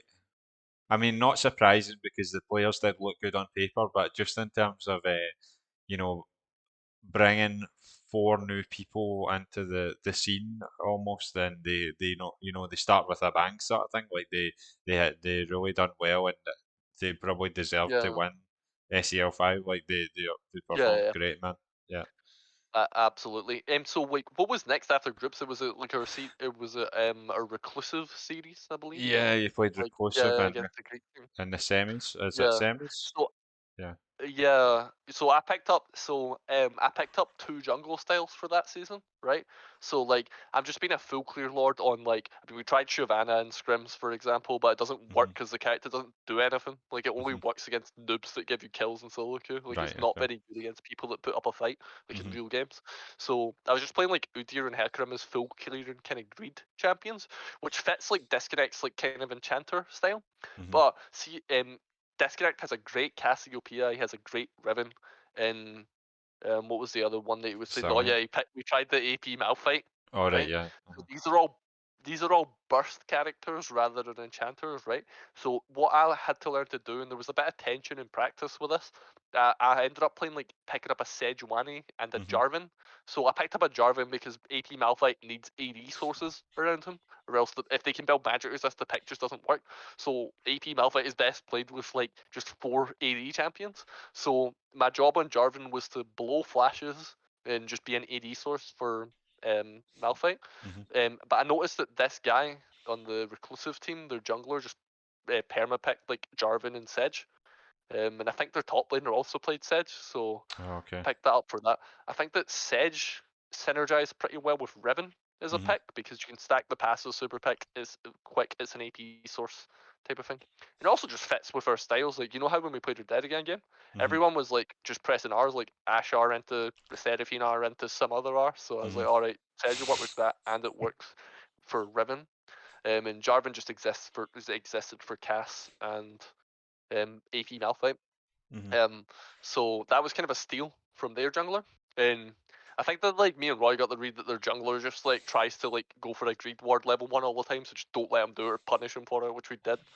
Um, and yeah, that was a cool series. We lost the first game because like Disconnect does the didn't do his own advice because Disconnect is a really smart player. He knows like one of the things that came up in scrims was that we played against a singed mid in scrims at some point, and it's like, oh, he hasn't shown up in mid wave yet, care. Hmm. And then like Roy and Bumquay, one of them like Bumquay like dies level one to singed mid in Oh, wow. practice, Right. and it's like he did just body the cinch though, and this was our first time trying Karma. and that was super good because that was our first time trying the karma. And do you know why he has got good at karma? Because I was pressing tab in the I pressed how when you load into a replay it shows you people's mastery levels. He didn't even have level 5 mastery on karma, but he was destroying people 5-0, Right. like Okay. masters players and stuff, right? But do you know what it was because of? It's because he's friends with Disconnect's friends with Magic Felix, who's Ah. god Yeah. of Yeah. solo queue in the server. Yeah. Because obviously Magic Felix is known for Zillion and Karma mid, right? Mhm. And obviously disconnects the Zillion lord of the server. So it was just like, yo, Magic Felix, I'm thinking about picking up Karma. Can you give me some tips? Um, so that was our first time trying Karma mid, but disconnect was like, right, see giving up the last hits on the minions on the wave level one to not like and here's useful advice for when someone's being dove, right? You don't need to fully sack a wave. You can sort of partly sack it, like stay in XP range but back off. Or Mhm. like see if you're a character that has a skill shot, right? Maybe you can skill shot to get free minions, but you need to just take XP Mhm. on the other free and not get the full wave. But see if you're only sort of partly sacrificing a wave to draw the attention of 3 or 4 people, Mhm. you're not even losing that much. It's like this is so worth it. Like the Mhm. other people are carrying so hard. So that was good advice there. But although funnily enough, Disconnect didn't follow his own advice in that series and died trying to stop Rift Herald push on Cassiopeia. So we lost Right. the first game to the Greek team. And I remember the second game um it was a war. I remember they almost won at some point. We were doing really well, but they almost got the death push and Disconnect just ulted the wave and 4 people to save Mhm. the game on Wow. Malphite game 2, and then we just killed them and then killed them again and won. And then we knew that they Oof. were tilted after that, so it was just like a Riven game to close it out type of Right. thing. Okay. But yeah, I had to change my style that series to be like a more bursty type of player rather than a full clearer. Mhm. And that's what led into finals. Mhm. Yeah, it's a great series. I mean, it must have been you must have been up against it. Being one game down, and you know, the thing Yeah, was they that almost won, right? yeah, they weren't a joke team at all, man. They could have been, Yeah. somewhere in that mix. So yeah, he's done well to win that. Yeah, no, that was cool. All of our games, we were just letting the nail bite your team. I think it was pretty entertaining to watch. Mhm. Just all of our games or series are well close. Yeah, you definitely had the support in the Twitch chat as well. A lot of people were rooting for you, so that's always good. Yeah, Uh, yeah. so you beat Reclusive, and then it's on to finals against Saltire. Who did they play against in They play semis? against Plot the Fat Boys team, I Right, believe. Like they used to be. I always called them the Coin Flip Coin Coalition Flip because I like Coalition. that name. Yeah, But yes, they they do. were the Baby Bills play group this time round, right? Mhm. Yeah. Oh, by the way, And do you know why we're called bomb planters? It's just because Chris G is super sick at Counter Strike, and right, Disconnect just plants bombs on people and Zillion all day. So I was right. like, yeah, that's our team name. Go. Like, That's yeah, we weren't really sure. Like, I wasn't sure where that came from. Like, if it was just kind of like, let's just make up a name. But no, it makes sense. uh, So there is some backstory to it, and obviously, yeah. I mean, he got a name change right for the finals, didn't he? Bomb Clean Oh wait, instead of Bum bomb Clean. clean. Yeah, I think that's too much of a naughty word. Bad word, naughty word there, I know, I indeed. know. Hey, to be fair, if I had a grown man saying bum rather than an actual swear, that would offend my ears more. Ah, It's like saying poo or whatever. boo. Like it's like this is like, what did I just hear? Uh, so Saltire play the Baby Wells play group. Do you Yep. remember that? Like, was that just basically a steamroll, or was it? Yeah, I thought it would be a steamroll. I think it kind of was. Um, yeah. I thought that Yeah. the other side of the bracket was super weak to me. Mm-hmm. Both of the teams in our group made it to finals, and Dead Again would have probably could have made it to finals too. Mm-hmm. Um, Reclusive were okay and stuff though, they pushed us to the edge type of thing. But I do Mm-hmm. think that it was proper first seed of the tournament against fourth seed in the finals. But yeah, Yeah. I noticed more of the Plop the Fat Boy series just hard carrying Pantheon before. I had Mm-hmm. not really much to say about the next series though, but Yeah. they tried. Yeah. I mean, yeah, they were up against it. Like, just even from the rankings and things like that, it's hard. even if you do have like competitive experience over some of these players, like what was Baby Bill's playgroup like? Kind of like maybe a platinum diamond sort of team, if I remember. Yeah, So something and like that. then they're against like basically diamond to grandmaster level players. So it's Mm, just Prices. yeah, it's just hard to do anything about that. So anyway, you go into the finals. Did you have any kind of break in between playing the semis and the finals? Was it a week or two Yeah, or?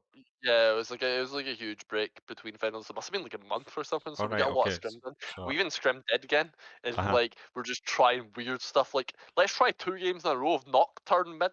right, And then it was like, and then it just didn't work. It's like, yeah, durability patch just killed Burst, so let's not okay, play Nocturne mid again. We just got bopped. And yeah, then we tried Karma for the first time. We kind of griefed the game somewhat, but the pick was just too overpowered. Like mhm, he got his magic healing tips at that point. He was playing like Locket Karma. mhm, Which I've been abusing in solo queue, by the way. That was an interesting experience because Roy learned to play Karma support because Karma was interested, and I'm so happy because like Karma. Remember, I said all the way back in time when I subbed for Alpha, I played Nautilus and Karma, right? mhm, Well, we had Roy learning Karma for support, so we could flex pick it with Disconnect. But we also had Majestical in the chat, who is known as like a Karma secondary. yeah, So we just had like just all of the Karma experience. So I'm just soaking it in from them. Like we've got the Magic Felix tips on Disconnect with super sick at Karma. mhm, Majesticals like not playing the map like Disconnect would, but he would point out like, oh, you can do this ability interaction, and then Roy's just picking it up. So mhm, yeah, and it was super good when we were practicing against like the there again guys.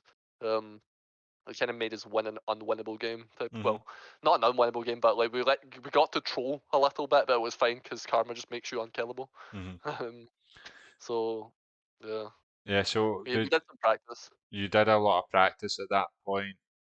Mhm. The finals was in the tournament realm, so it was familiar, or like it was the same as what you were playing up until that point, right?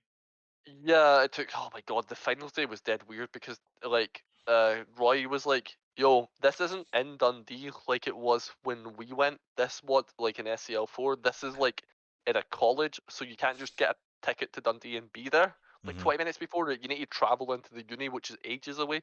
It's Right. like it's like being at Glasgow Central to try and like sort of travel to Glasgow Uni. It's ages Right. Yeah. away. Yeah. Uh-huh. So Christy was super late, and we're like, "TOs, please don't like, please can we delay our game?" type of thing. Like it was the sort of thing that happened. But Roy warned him about this weeks before, but he's like, "Nah, I'm not refunding my ticket." Mhm. Um, but yeah, the so tournament realm took us like Christy had to arrive. He was pure sweating and full of rage type of thing. Like by the Oh time he yeah, there got was there, a he was like flood, last right? minute. There was Yeah, a we flood yeah that we tried to. day. Yeah, I think it was like almost impossible to get back home that day. But um, yeah, and that series was interesting. Like, so, yeah, Christian arrived at the last minute after many delays because of his late train ticket, right? Disconnect was kind of ill at the time, but the series eventually started in like, oh my god, these draft errors, right? Like, I wish I I've got a rule now because I learned this from Saltire Scotch, which is see when you're free picked in the Mhm. draft. So this is a guy that's the Magic Lord that thinks similarly to me, but he says that you see when your free picks in, you need to ask yourself, like, right, what is the identity of our comp, and what do we need to round it out? Mhm. So if I was to answer that question now, I'm like, well, we have Karma that's not heavy AP source, Sedge, which is a steal away from Donut, but it's also an AP source, and Caitlyn, I think we first picked away from like GG. GG, which was like, by the way, we just thought of this in the last couple of days. I probably wouldn't have changed so much in the last couple of days, but I'm Mm. going went a bit ham with like coming up with draft. Well, what if we just stole stuff, Mhm. everything? But I think you need to like commit to stuff like a few days before and not change too much in the last day. Mhm. Um, but yeah, we stole Caitlyn from GG, stole Sedge from Donut, which is fine 'cause I used Sedge in the last series and I'm fine playing Sedge. It's like a classic of mine. So like Mhm. character does way too much damage for being a tank. And then Karma, right? So we only have Caitlyn as an AD source, right? And it's a character that must be played through. I actually don't really like having Caitlyn's in my team in solo queue because like the character must be played around Mhm. and Mhm. supported. Um, And then, so what would I ask? What would I like sort of ask? What we need? Well, we need more AD sources. Mhm. So we play like Mordecai. We pick like Mordekaiser and like Renata, I think. Right. Okay. Game one. Is it Renata we play? I think it's like Mordekaiser Renata. And this is 4 AD sources, right? And like I think the Krishy wanted an Aatrox counter and he felt good about his Mord, but I'm like, isn't Fiora a known Aatrox counter and an AD source? Is what I was thinking retrospectively. Mhm. But respect people in the moment. But if I was a coach, I would just berate people into picking like, right, make sure your damage spread is good. And also, like, our team didn't play fights later in the game super well. Like, I was trying to make picks on, like, oh, Varus is in here, I'll go in.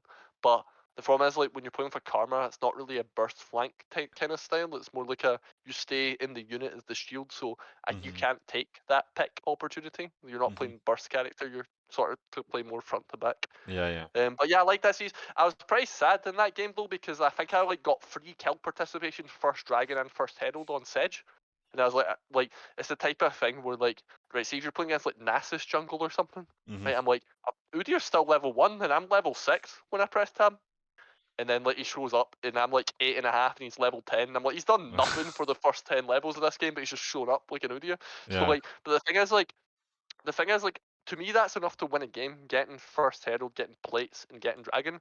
But if someone like slips up in lane or like dies and just sort of donates gold back, like just like in like evenly fighting your laner, like that's super fucked up because like the sort of low econ person sacrificed so much to set you up, and you just drop it in like a Mhm. even numbers fight. So I felt really, I didn't really like that game that much for that reason because I think I had a strong start, like much with a lot of these finals. Mhm. And then the next game I almost popped off an Udyr as well, like um, but and I think he was playing Viego, who's like, so we kind of switched places. Like, right, I've stolen your area, so I'm playing scaling, and you're playing a more aggressive kind of character. Mhm. And like, I think I was popping off in Udyr. Like, I don't think his score was anything to pop. Like, like it's not anything to write home about on Viego. He seemed pretty good with his gank timings and his play around vision and things like that. Like, I definitely respect him as a player and learn some things from Mhm. Crisis. But um, from my perspective, I almost popped off an Udyr, but it turns out like if just like people drop the ball and die a lot, if the scaling side of a matchup, it can be hard. Or if you're um you know the low econ side of the matchup, Mhm. it can still be really hard. Like it's just like if someone just dies unnecessarily, it's just really hard to play the game, regardless of who you're playing, Mhm. basically. But yeah, like it was a cool series. Like, um, the draft was better game two, but I think that we could have played it better and died less. Like I think we swapped like disconnect to top playing Fiona. Like Mhm. Krishy had a Victor game against Boston. Yeah. Yeah. Um, so Christie's yeah, Victor, by the way, actually, that's something we yeah, should mention. That he had the. yeah. Was that He swapped to mid in the at some Dead point. There was one game where he was playing Yeah, Victor yeah, against Dead right? And he had a yeah, great yeah, game, man. He really popped off yeah. that game. Yeah, that was the one where Disconnect was playing Riven. Mhm. Disconnect did the hero plays, but Christy was like, because Disconnect's really map active as a player, but Disconnect's really like Disconnect's very map active as a player. Christy's very risk averse, but Mhm. he will never end. Like if the game just goes on, he'll have like 2 flame horizons and no deaths and Mhm. like 5 kills as a player. Mhm. Whereas like Disconnect will make the hero play, but he will be like 7-4 and dying way too much type of thing. But and not as much CS as Chris G. But um, I think that like Chris G just has so much space to like freedom to farm up because like Disconnect's causing havoc type Mhm. of thing, freeing up all the space and aggro from Yeah. people. So yeah, Disconnect's Victor being no sorry, Chris G's Victor was super good. He picked it up. He wanted to switch to see after the last season, the SL. He's like, I want to switch to mid lane. So Mhm. he switched to mid lane for like spring, and then he was like, I hate mid lane, and then he switched back to top lane. Too much responsibilities in that lane. You need to be a psycho like Disconnect to play mid lane. You need to get prio, then you need to move to places. Whereas Chris G's like, I just want to farm for my items. I'm like, go back to top, like Mhm. type Back of to the thing. island So with you. but yeah, you can start playing it 2 items, right? Like, um, Okay. so yeah, but Krishy played. I think Krishy played super well in both the games. I think he's like one of the best players. Like, Mhm. um, I wish he played Fiora game one, but I think he played very well game two. Hmm. Um, but yeah, um, pretty much my tournament story so far. I guess in some ways, so the thing is with the Saltire team, these guys aren't coming in fresh.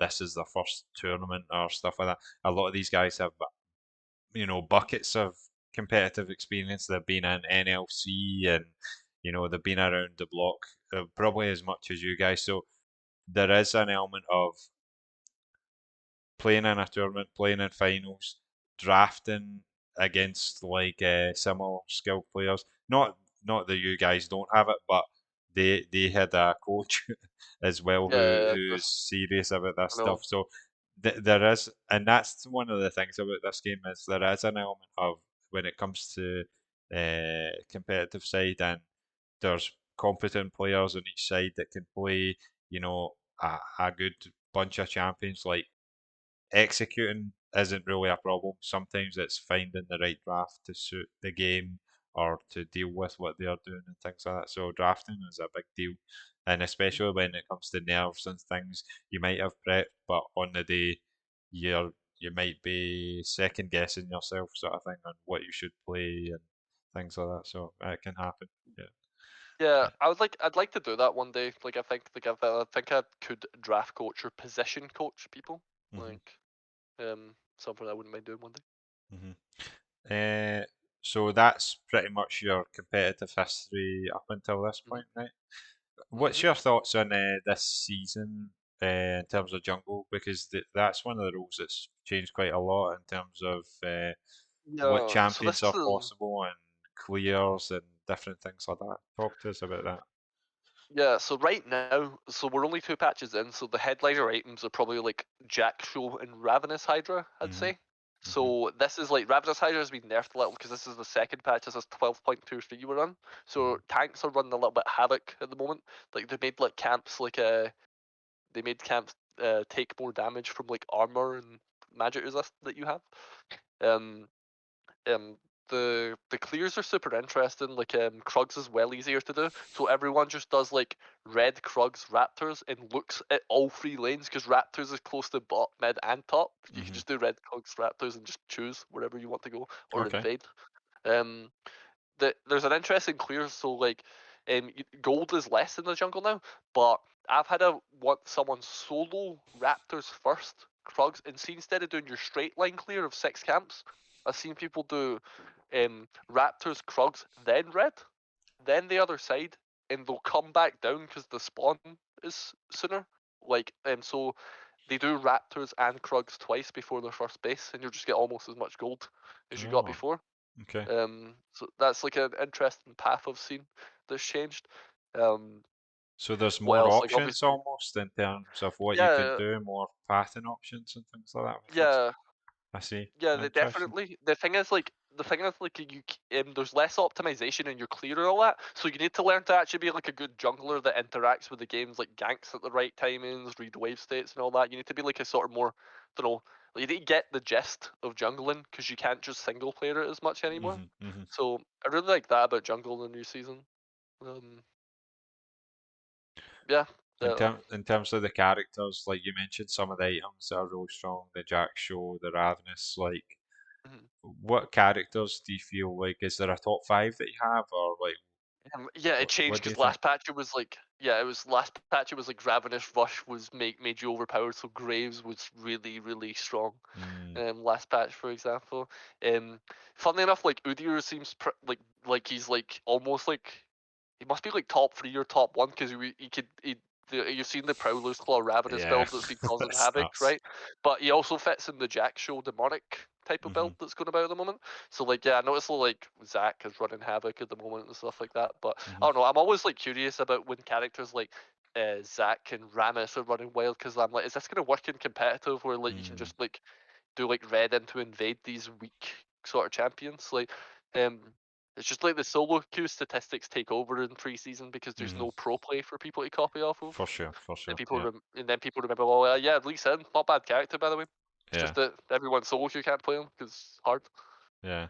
I mean, Um, he is a character that is good like whenever Ravenous was good, he was quite good, right? Mhm. Um, Um.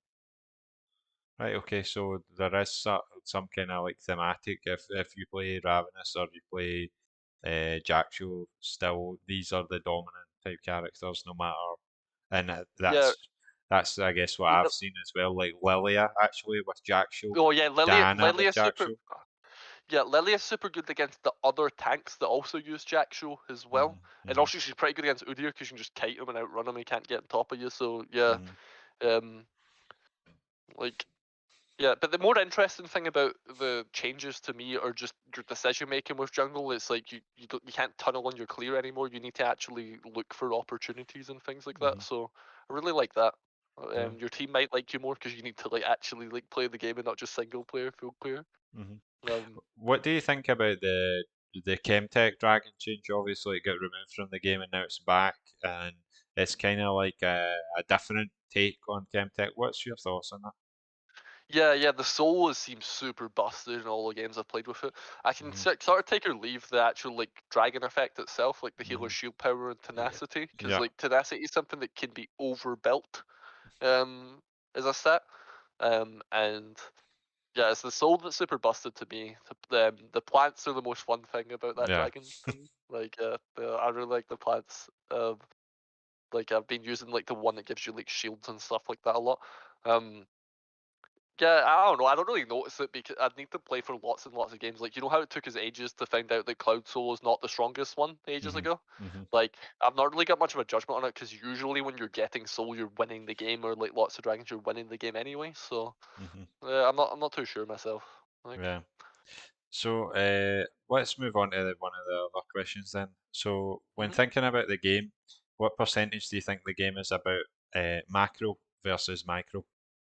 Yeah, this was interesting because like in Disconnect streaming was talking about this recently to people, Hmm. where people were like asking like, a sort of similar question, but Disconnect point was like, yeah, most of the game is just macro and decision making. Like, see, so there's a quote from the Shy where he says he doesn't think that he's a very mechanically skilled player. He just like he makes decisions about how he's going to trade, but it's sort of pre-built knowledge. Hmm. So is this like my question here would be like, is this micro? Right, so Dopa knows like this is the thing. Dopa's like TF guide. He knows Hmm. that 2 Qs on TF at level 5 will one-shot backline minions, Hmm. right? So you know how when he's like level 5.5, he'll Q the wave twice, hit 6, but see as the minions die, when the minions are like having their falling down sort of dying animation, vision still shows at that point. Hmm. So what he'll do is while the minion's dying, but the vision's not like timed out yet, Hmm. he'll start walking top, right? And then he'll just press Alt and TF, but he'll Alt bot because it looks like he was walking top because he knows Ah, when vision okay. persists. And I'm Yeah. just like, this is just pre-built knowledge, right? He Yeah. knows the 2 Qs one shot a wave, and he knows when the The vision vision like dice. sort of Yeah. stops. Hmm. So that's not really mechanics, right? It's just like really advanced decision making. Hmm. Hmm. That's Basic to him, interesting. Yeah, yeah. Yeah, so like do you think you could put a number on it? Like is it Yeah, yeah. 60-40 macro Probably micro? like yeah, it's probably like 80-20 to me. Right, Like it's okay. like really heavily decision making to me. Hmm. Like people's under like because it's just basic decisions that dictate the micro. Like Hmm. it's just like it's really a decision to me in the end Hmm. type of thing. Like I know that like Rek'Sai right click will knock someone up. Like even if like they're dashing or something like that, I don't need to manually time it at all. Hmm. So it looks cool in the moment, but I knew about that like weeks ago. Hmm. So you're more, and I guess it fits your style more because you're a jungle player. You are kind Yeah. of generally thinking about the bigger picture aspects of the game. These things like these mechanics or whatever, there's there's still a methodology there behind what you're thinking about. It's Yeah, not just exactly. I feel this, I think this will work. It's like Yeah, process, sort of step by exactly, step. exactly. Yeah, you set yourself up for the big sort of mechanical play. Hmm. For you're like, right, this is my timing, but you had to build everything, like set up the wave right or hit your Hmm. spike at the right time, type of thing. Yeah, for sure. There is like obviously there is times for uh mechanics like when it comes to team fights or some aspects like reacting to something that's unexpected or what have you. But Yeah. like, yeah, and I know what you mean in terms of like there's steps that you need to go through, or like there's windows where you know I have an opportunity to do something. So there is a degree of like bigger picture Yeah. thinking of how Yeah. it could Decision take making us. beforehand. Definitely. Yeah, Okay. even like someone like Chovy that's super good at lining, right? Like he knows when to recall so that he'll lose the least CS type hmm of thing, and that's like a pure like see when he first hits the see when he so it's before he even recalls, he like recalls at the right window when he knows like I'm gonna slow push two waves and recall at the soonest moment I can so I hmm can get back on time and not miss the sort of next second wave. Like I've made the window really long so I can get back on time.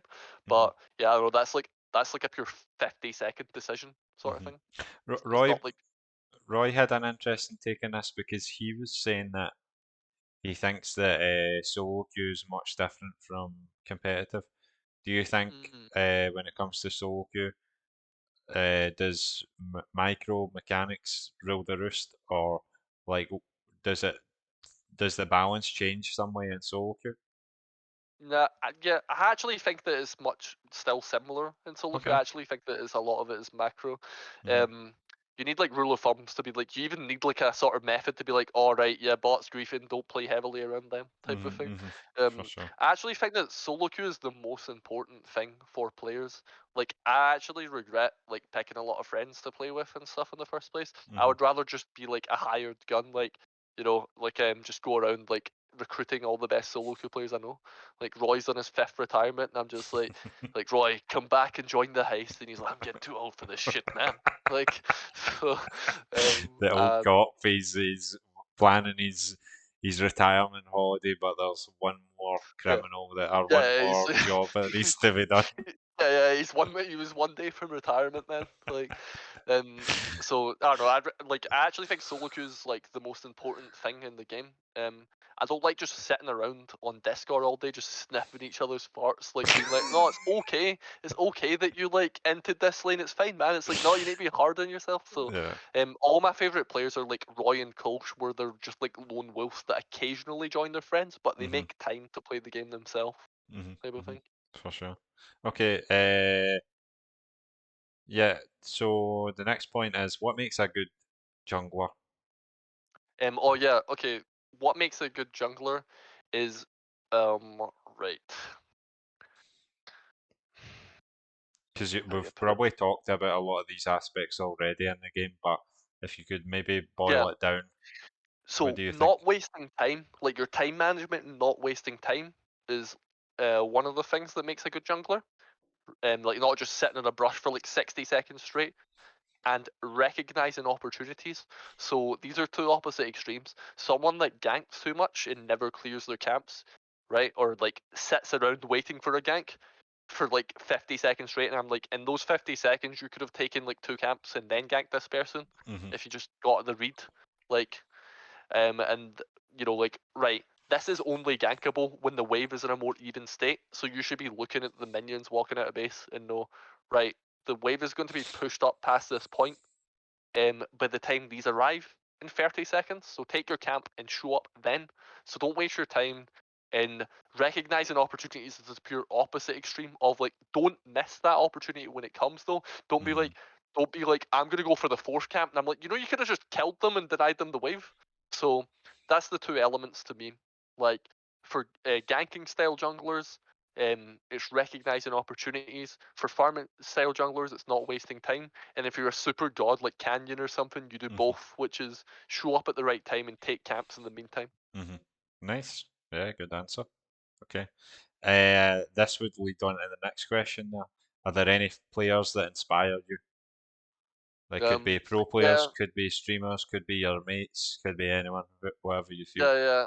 Oh right, yeah. I've got like I could answer so many players in this. Like obviously Kakao just 1v9 in OGN back in the day, like because back then that was like a DRX story. Back then, like nobody expected them to win, and they beat Samsung Blue, Wow. who won Spring that season and were expected to win Summer. hmm Um, So yeah, I like Cacao as a player, like along with Rookie back in the day quite a lot. Like obviously I love Dandy, and there's lots of great players I've watched. Like I love Owners Lee Sin. Mm. I love Kanavi's not wasting time. I love like Inspired. Have you seen Inspired in any, by the way? Because like in LEC, like he was a really good player and he was always got like a camp advantage and stuff. Yeah. But in NA, he's just absolutely caving everyone's head in. He just was doing amazingly. Like EG were doing amazingly in the split last season, like before they got to Yeah. Worlds. So Uh-huh. super like and yeah, I don't know. Like thing is, like I like Chris G and Kolsch as players we know because they don't like waste time. Lewis is super fun to play with. Um, Azza super good support. I really like him. Like Afande, who I said. Mhm. I wish like Azza would enter more things because I think he's like a very good player. Mhm. Um, and what else? Disconnect's so good. He like taught me so much because he plays mid like a jungler. Like he'll be like bidding, he'll be like, stop taking that camp and come dive bot. And I'm like, oh yeah, there is a double kill bot. Yeah, let's do that. So I find Disconnect super inspirational. His style's super good because the problem is that like the way that like a lot of players like me and Leon and Kolsch have learned the game is your teammates are often garbage, so just keep your own lead like in solo queue. Right, but Disconnect will just be like, right, although they might be garbage, I can probably prevent them from dying if I just dominate my lane enough, and then like influence elsewhere. Mhm. Mhm. Okay. So I love like this guy just thinks like a jungler, so I really love his style of play. Mhm. Um, yeah, that's probably some players that influenced me. There'll be many more as well. Like I like Pizza Ball taught me recently how to weak side as an ADC more. Mhm. Like, oh yeah, Twitch sucks pre-6, which him and Lewis both agreed. And I'm like, all right, okay, how do you survive to 6? And it's like, you see when they're hitting the level 2 spike, back off type of thing. Mhm. A lot of it's very obvious, but yeah. But yeah, these guys, some of these players in their individual roles, yeah, like even basics like that, like it's still good to be told because they've got Yeah, hours and hours over you in these roles and champions and yeah. things like Yeah, I've been getting better at not being as stubborn and trying to learn off of other people available to me. So that. like, I've been liking learning Karma recently because I had like 4 Karma players available to me that are like getting tips off of the best Karma player in the US. Like, I super respect Ewan's style because it's so opposite to how I play jungle. I Mhm. really respect that. If you've ever played with Lewis and Ewan on the same team, they're both like chill as fuck. It's a super fun time. Mhm. I recommend it. So there's lots of players in our scene that inspire me and like just from where I started, players have gotten so much better. There was no one at this level, and now there's tons of sick players like High Diamond Masters plus Challenger players. Mhm. So For it's came a sure, long way in this country. definitely. Yeah. Okay, the next question. Are there any mice, keyboards, or other peripherals or accessories you swear by? Yeah, so I have to use one of these all the time. Like this is like a Razer Oh, Naga. it's all right. Yeah, yeah. With the This is like multi-key a thumbpad, yeah. I need to I need to use a 12-button mouse because so my map awareness is not bad, but it's because like I've bound like 5 of my mouse buttons to um sort of F key into all my teammates. So I'm like look top, spacebar myself, look right? mid, spacebar. Right. Then one of them's the trinket for like ward hopping quickly and Lee, like just a very quick smart cast W Mhm. on Lee. And then the other 6 are just items. So I use 11 of that. Right. Wow. Um That's a lot of buttons, so man. yeah, but I mean, it's just like look at your teammates and like your Yeah. items are only on like a slot or two, right? So Mhm. you've got like the gold drinker slot and you've got the ward slot on your mouse, Mhm. type of thing. So So yeah, there is yeah, a few I'm not that bothered. keywords, but yeah, the other ones they're still useful. I mean, yeah, there's a lot of pro players like Faker. Have you seen Faker's screen? And it's like he's FKing around every one of his teammates like Yeah, once a second and then back to yeah, himself. yeah. And so there I is know. use for them. Yeah, maybe some people Yeah, don't yeah, use them, but it's interesting that yeah. you have it works specifically for your mouse. And yeah. Yeah, you should watch my POV. Like, if you see me play Lee Sin, I'll hit Q on like wolves, right? And then I'll F key to like 2 lanes, and then I'll 2 autos would have complete by that time. Then I'll hit Q again, like Hmm. type of thing. So I really like F keying and things. So, but I don't give a fuck about my keyboard and stuff. It can just be like a pure basic office keyboard for Hmm. me. I don't really care outside of the mouse, really. Yeah, fair enough. Okay.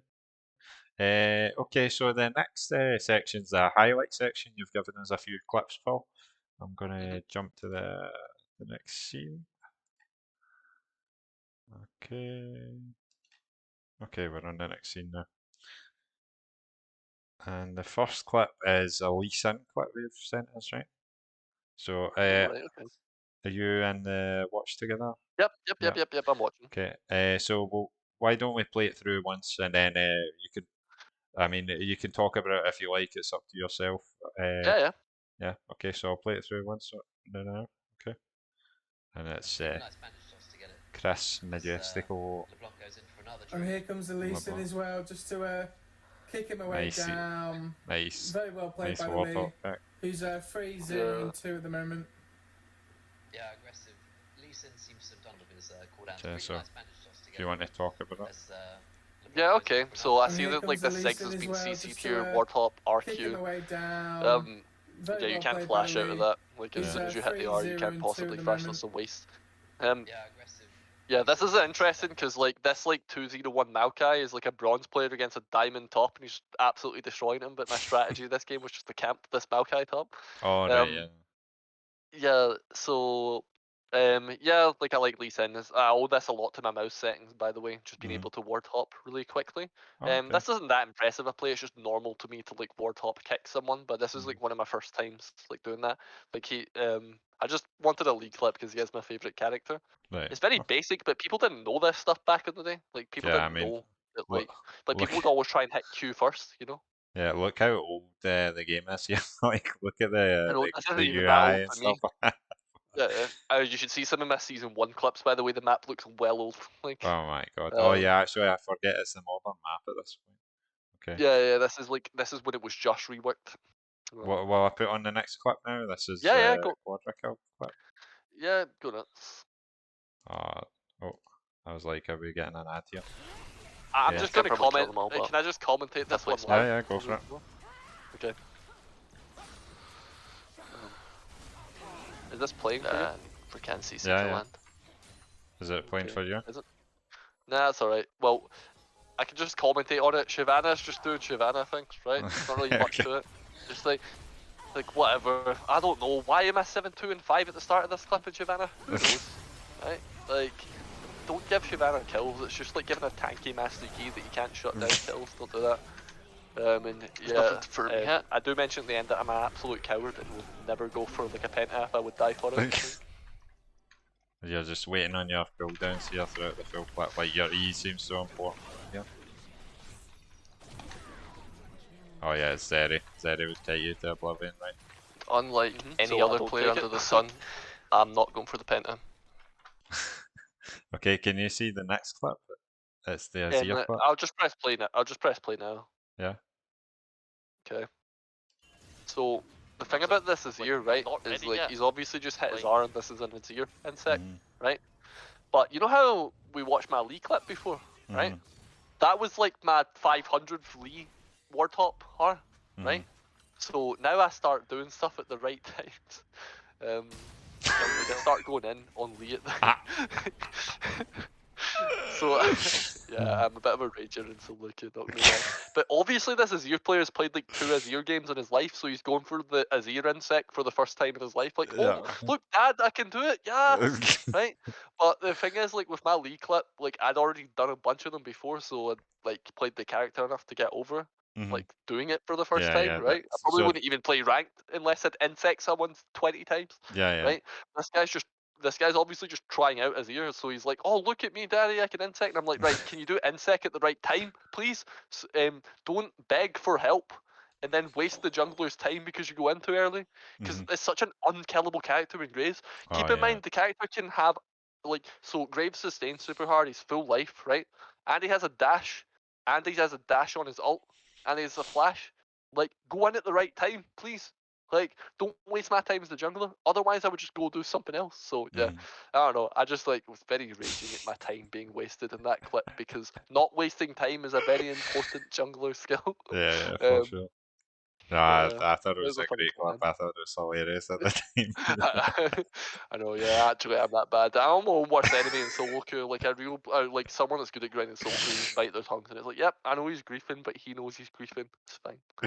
But you know, I don't know. Why quit the habit of a lifetime, right? Yeah. Okay, so the next section is 3 off the cuff type questions I've thought of that might get a reaction out of Paul. We'll see what he thinks about these. These are kind of intended for a joke. So the first question is, Paul, I know you to be very serious about full clearing and pathing, especially in previous seasons. How many hours do you think you've watched like full clear pathing videos? All right, yeah, like tons and tons. Like I'm just like sticking. Like you should see me in work. I'm just like, oh yeah, like let me do some work. Right, what's the current Phylaris path? Right, right, okay, I see. He starts. Right, he does. So he actually like doesn't use W on Hecarim and Wolf to save mana, so he won't go when he's fighting Blue and Gromp at the same time. Okay. Like so, yeah, too many, too many is the answer. But I don't like playing the game that way. I just did it because I'm like, oh, Leon just full clears all day. I'll just turbo full clear all day, mate. Like, I prefer playing aggressively. I need to get back to my roots, man. I know it's just something that like especially over the I guess it was the meta right at that time. Maybe it was what was suited. Oh So yeah, yeah. Everyone like just gives you way too much gold in solo queue, so you must play scaling characters. And also they added objective bounties, so if they mess up way worse big and time. give you even more gold. Mhm. So I started playing like scaling characters like that. But to be honest, it's two halves of the jungle: playing efficiently and pressuring. You need to do both equally to be a really good player, which I've still need to work on that myself. You know. Okay. Right. The next question. You were a big Olaf fanatic for many years, and this question came I recommended know who's by asking this. Chris G. What do you think about the Olaf into Viger matchup, and can you give us a breakdown? Alright, okay. Right. I can give you the breakdown very quickly if you want, which is that I mean, Olaf cleanses Vhagar CC. So the Vhagar, so Evelyn Olaf matchup is also similar to this, right? So you know how Olaf, there's two things. CC doesn't work against them, hence why you pick it into Shen, not turn TF, right? mhm, Like CC doesn't work against them, but he's a character that excels at low health. You can't almost kill an Olaf. You need to finish your dinner and finish mhm, him off, right? mhm, But the problem is like Vhagar and Evelyn have executes, so like you can cleanse their CC, but you need to kill them fast because if you get to low health, they actually will just press R and finish you. mhm, mhm. That's my thoughts on it. You can cleanse the Okay. CC, but kill them fast before they kill you. Like Okay. So I get them now. the last question is: